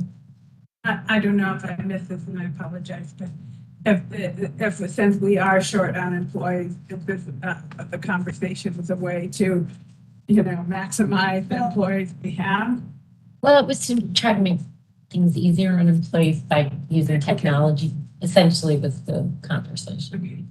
I think an unintended consequence of that is that you also become more attractive to younger employees. Yes. That a millennial is going to be much more interested in being your drone pilot than driving out to do that kind of more traditional work. So as jobs change, so do those workers change. And I think while that may not have been the intention, it's definitely a consequence that'll help us. And it should be the intention. I mean, Yes. we really don't need old guys sitting in fire towers looking for smoke. We need to have some drones available to go, when it's good use of a change as opposed to. Yeah, I'd be curious, like drone technology in a sheriff's department, could you effectively use it for patrolling? Instead The of sheriff's driving and the all fire around, department are you the know? two places that it should be incorporated. Yeah, I mean, it seems to You be, could add that in, it's great. I think, totally. I mean, the board did support, and I think this was really good, the virtual training for the sheriffs. And we set that up, and I wish he had put that out there more. We, It's- last year, we put in the budget to buy where they do training through virtual reality. Yeah, And we have it set up at the juvenile facility. that's really good. And he got it purchased working maybe about 2 months ago. Yeah. But so they practice No, crime scenes. nowhere in this did I see anything about the conversion of the juvenile facility in the strategic plan. I mean, do we have, I know we're modernizing it for the clerk. Doing the clerk Right. on one end, senior services So we're, on one end with the kitchen, big kitchen for them. right. And then there's staff, the So we. financial staff for the jail are in there. So it's a good It's a- part of it. And then, Right. and then the other piece was going to be record storage. But you might be right. That should probably be in here. I believe it might be an action somewhere, but not with that level of detail. So I'll get more detail in. So we're trying to revise our entire record storage. Yeah, so that was something that we had talked about, and it's not gonna happen tomorrow, and so maybe it needs to be in the strategic plan as something that, will happen in the next couple of years, or maybe sooner, but, next couple of years is pretty soon. So please weigh in on this. It seems like if we have 16 minutes, like 15.92 minutes. You're gonna stay until 5 and you can. And I can. Yeah, you can, I'm not staying till I 5. couldn't use. We are very near. Oh. finished. Well, so my question is, Chasing me to another area. unless you had something overarching, is there, we've captured, because it was a really good discussion, some aspirational thinking in particular areas. Are there other things in any area that we've covered, all of them, or in general, something that's just not covered because it's like not captured somehow under I love that that. anybody's thinking? Because, I mean, we used to call it spitballing, now they call it brainstorming, but whatever, it's a little cleaner to brainstorm. But, really, there were some interesting ideas that moved into the technology area, that moved into, employee support and incentives and, I love that question. And I would love to hear any ideas that we haven't captured.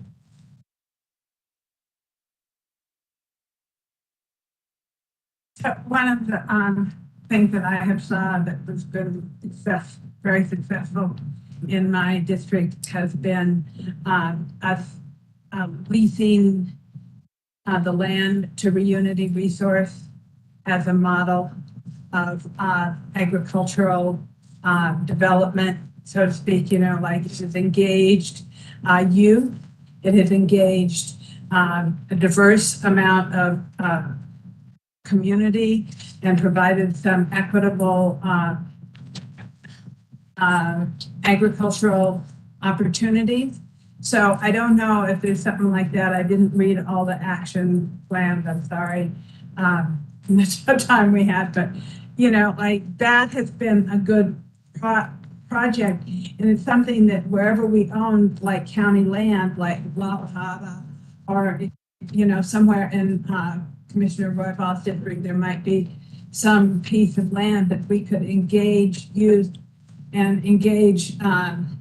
farmers or communities to create more of this agricultural engagement of the youth. And it's been very successful that we did with Reunity Resource. what about communities in general? You ask about soil condition and whatnot, and having community gardens, having, it promotes a sustainable community because, you know, food resources are at risk with less water and reducing, you know, there's, so I wonder if there are some programs where places like Unity might have some financial incentive to work with communities and develop community gardens, and a lot of the participation is volunteer and local, and the benefits are, but whoever manages it, like community resources or some other ag group would, And that fits very nicely with your observation that we broaden that strategy that is just focused on aggregate. So, yeah, yeah, that's really great. I think I'm out of ideas. I think we've had, I think our brains are, It's like, The rest of this looks good to me. may I be excused? My brain is full. I want to show you something else before we dismiss, because I know you all will be excited to see these changes. I'm sure it'll be the first thing you're looking for in the morning. This is our internal Santa Fe County website.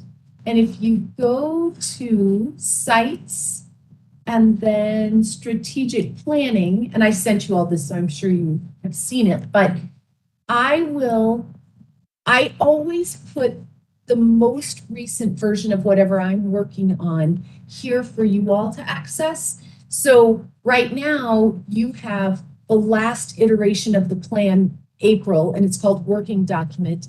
These changes will be reflected and I'll put them on SharePoint. This is not public. This is just within SharePoint for us.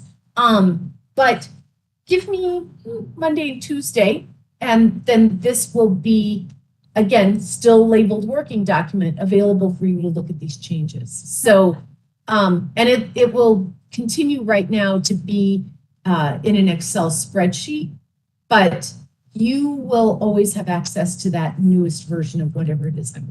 will you tell us how to get there? I absolutely will. Yeah, I was gonna say, when you're ready, Yes. send it to us. I will again. send you an email, both with the reminder that it's there and how to get there. And how to get it. Absolutely. Thank you. So, I appreciate, Catherine, Drop rearranging. it in. I forgot one thing, Oh, no. and I just added it to your version, but under the family emergency crisis response, the fourth strategy What? was consider expansion and relocation of Office of Emergency Management functions. Where are you? Yeah, because 1.4? 1.1, because this one was the overall public safety, high quality and timely emergency crisis response.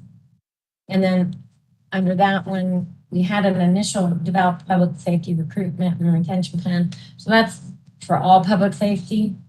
And then provide public safety services, prevention, education, and intervention. There's probably components in every division for that. Work collaboratively with federal and state agencies to develop safe recreational opportunities throughout the county. This led to the shooting ranges, but also, our sheriffs patrol the BLM land, we do contracts, so it means trying to keep, so I didn't put it over in the land use side, and I didn't call it just shooting ranges. I was talking about state land office, federal agencies, It's Forest Service land. game and fish, all that, to say, okay, we just need to work with them to make sure that all those, probably should have even added clean, because people dump all their trash all over. But that was what I was trying to capture in that one. And then I skipped, and because I was trying to think whether to put it under fire or under public safety, but then I thought it really should go here, because if you consider expansion and relocation of the Office of Emergency Management functions, maybe they do come out from fire, maybe they stay in fire. It's just, so I put it under the overall public safety. I just forgot to type it back in because I was trying to figure out how to write that one. but you added it electronically. Yeah, so no, we'll get- so that's where I would put it, is that would be the fourth strategy under there. Yeah, And that's to really look at what all do we need to do in that emergency management. Then I added 1.2 as the provide quality fire protection, prevention, suppression services. Then this strategy here goes to even a deeper dive than what maybe you do at the whole public safety level, but how do you get to recruiting career and volunteer emergency responders? I threw in continuously review and improve ISO ratings countywide because the ISO covers a lot of things, you know. So that's really important. Yeah, and Yep. it covers not just our fire hydrants and location Yeah, and the whole equipment and response. Yep. staffing, so it's the whole fire department. And, you know, so one of the feedback that I am constantly getting since these prescribed burns have started is, was it mentioned here? Is, you know, like local interaction with the U.S. Forest Service on prescribed burns, you know, more, It's, you know, like they don't pay attention to us. I mean, I disagree. I'm sorry. but, well, Anytime that I got word they were gonna do a prescribed burn. we always spring, get the firefighters. the We fire get chief- notifications. The fire That's not chief the would tell problem. me, and I'd say, are you kidding me? And I would call the chief and say, you need to call them and tell them absolutely not. And when I would do that, and I can think of 2 to 3 times they did not do them. well, that's great, but you know, the local people who are not in government don't feel heard. Well, I don't think they did it in San Miguel, sadly. Either they didn't tell their chief. I can't fathom why somebody wouldn't go, are you out of your mind? Right. Yeah. Rumor has it that they did. It's a more nuanced problem. Right, but you know, The local people, the people who were on site were not the ones recommending to do them. Crazy. so, you know, just brings up. I mean, it's good that they connect with you, but then there's the you know, local activists who feel completely Just like left the out. match. You know, and I mean, they don't have a mechanism to communicate with them, and I can't change the Forest Service from here. No, but the only good thing is there's nothing left to burn, so there's no need for more prescribed burns. On No, on the east side of the I mountains. know, now they want to burn this side. Right, I know. It's only half the side. Yeah, they've only burned half of it. Now they want to burn the other half. You have to stay on It's them, not, because if you don't question them, That's why they're coming to our meeting on the 14th. Are they? Yes. Yes, sir. Oh, good. I've been in constant communication with them. you know, it's kind of like years and years and years ago when there were some really awful, abusive things the New York City Police Department did to certain people. And George Carlin got a hold of it, and his recommendation was, you know, we might actually try hiring better educated, better trained police officers. It would at least have the advantage of never having been tried before. That's one of the problems with the Forest Service, that what they did was so blatantly and continue to do so blatantly stupid that it is not a problem that, you know, fire shouldn't be a mechanism that's used for management. It's that, you know, when you apply it, it's like there's almost nothing you do that can just be applied brainlessly and any time. So, but you'd like a Great. strategy in there relative to coordination with the Forest Service, Right, I mean, proactive relationship with. I mean, you know, it speaks volumes that when, I mean, San Miguel County didn't do it because they have a very dysfunctional, or had a very dysfunctional fire chief. We had half of them applying, you know, wanting to come into Santa Fe County because they were being thwarted at were being thwarted at every turn. So it's, you know, there's no replacement for them. There's minimal addressed to stupid people, but when we call them, so yeah, when our fire chief interacts with them, they do things smarter or don't do things dumber or something. Maybe it's not a bad idea. So I just kind of wrote, so you can create a But I- proactive relationship with Santa Fe National Forest Service concerning forestry And management. BLM, I mean, BLM. I have worked for 5 years to Oh, yeah. have a better relationship with BLM. I mean, I'm pretty sure aspects of our fire, including the wildlife group, do have a pretty interactive relationship. And when it happens in our districts, they do try to make them not do stupid things. I mean, it didn't happen in San Miguel County because they don't have a functional fire Right. department. So yeah, making it a strategy was, We have 2 minutes, and I want to just be sure everybody has the opportunity to weigh in. I loved that question of, is there anything big or small that is on your mind that didn't fit in some box here? Commissioner Roybal. Commissioner Jones. No, I just looked at my list and everything that I wanted to happen. This coming year is in some box somewhere. Yeah. I'm good. Thank you, everybody. I really genuinely mean it when I say I look forward to taking this and cleaning up our plan. This is, I love this work. And You I'm must have been a so- school teacher in a previous. You can imagine that I might have been. That's great. Yes, I would say, where were you when I was, but don't answer that question because I know perfectly well where. You weren't unless working. you want to keep your notes, I would love to keep them, both to make sure I don't miss anything and also to recycle them for you. So if you want No, I them, want to, I mean, I said No, I more than I didn't get to wrote, but I read. want to keep, perfect. I want to see it. Unless I you'd didn't- like to hang up your arrows I somewhere. didn't write very much, so mine's not going to be that helpful. I can recycle them for you, but it's just good to make sure I capture everything. So, would you like to call for an adjournment? So moved. Adjourn.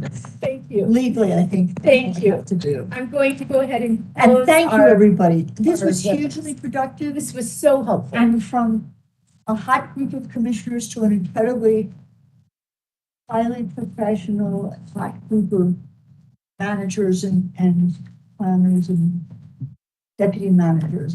I think this is just one of the Thank you. best planning meetings, very productive, very interactive, and very appreciative. I appreciate you all. Thank Me you. too. Thank you. Thank you for Thank letting you. me participate.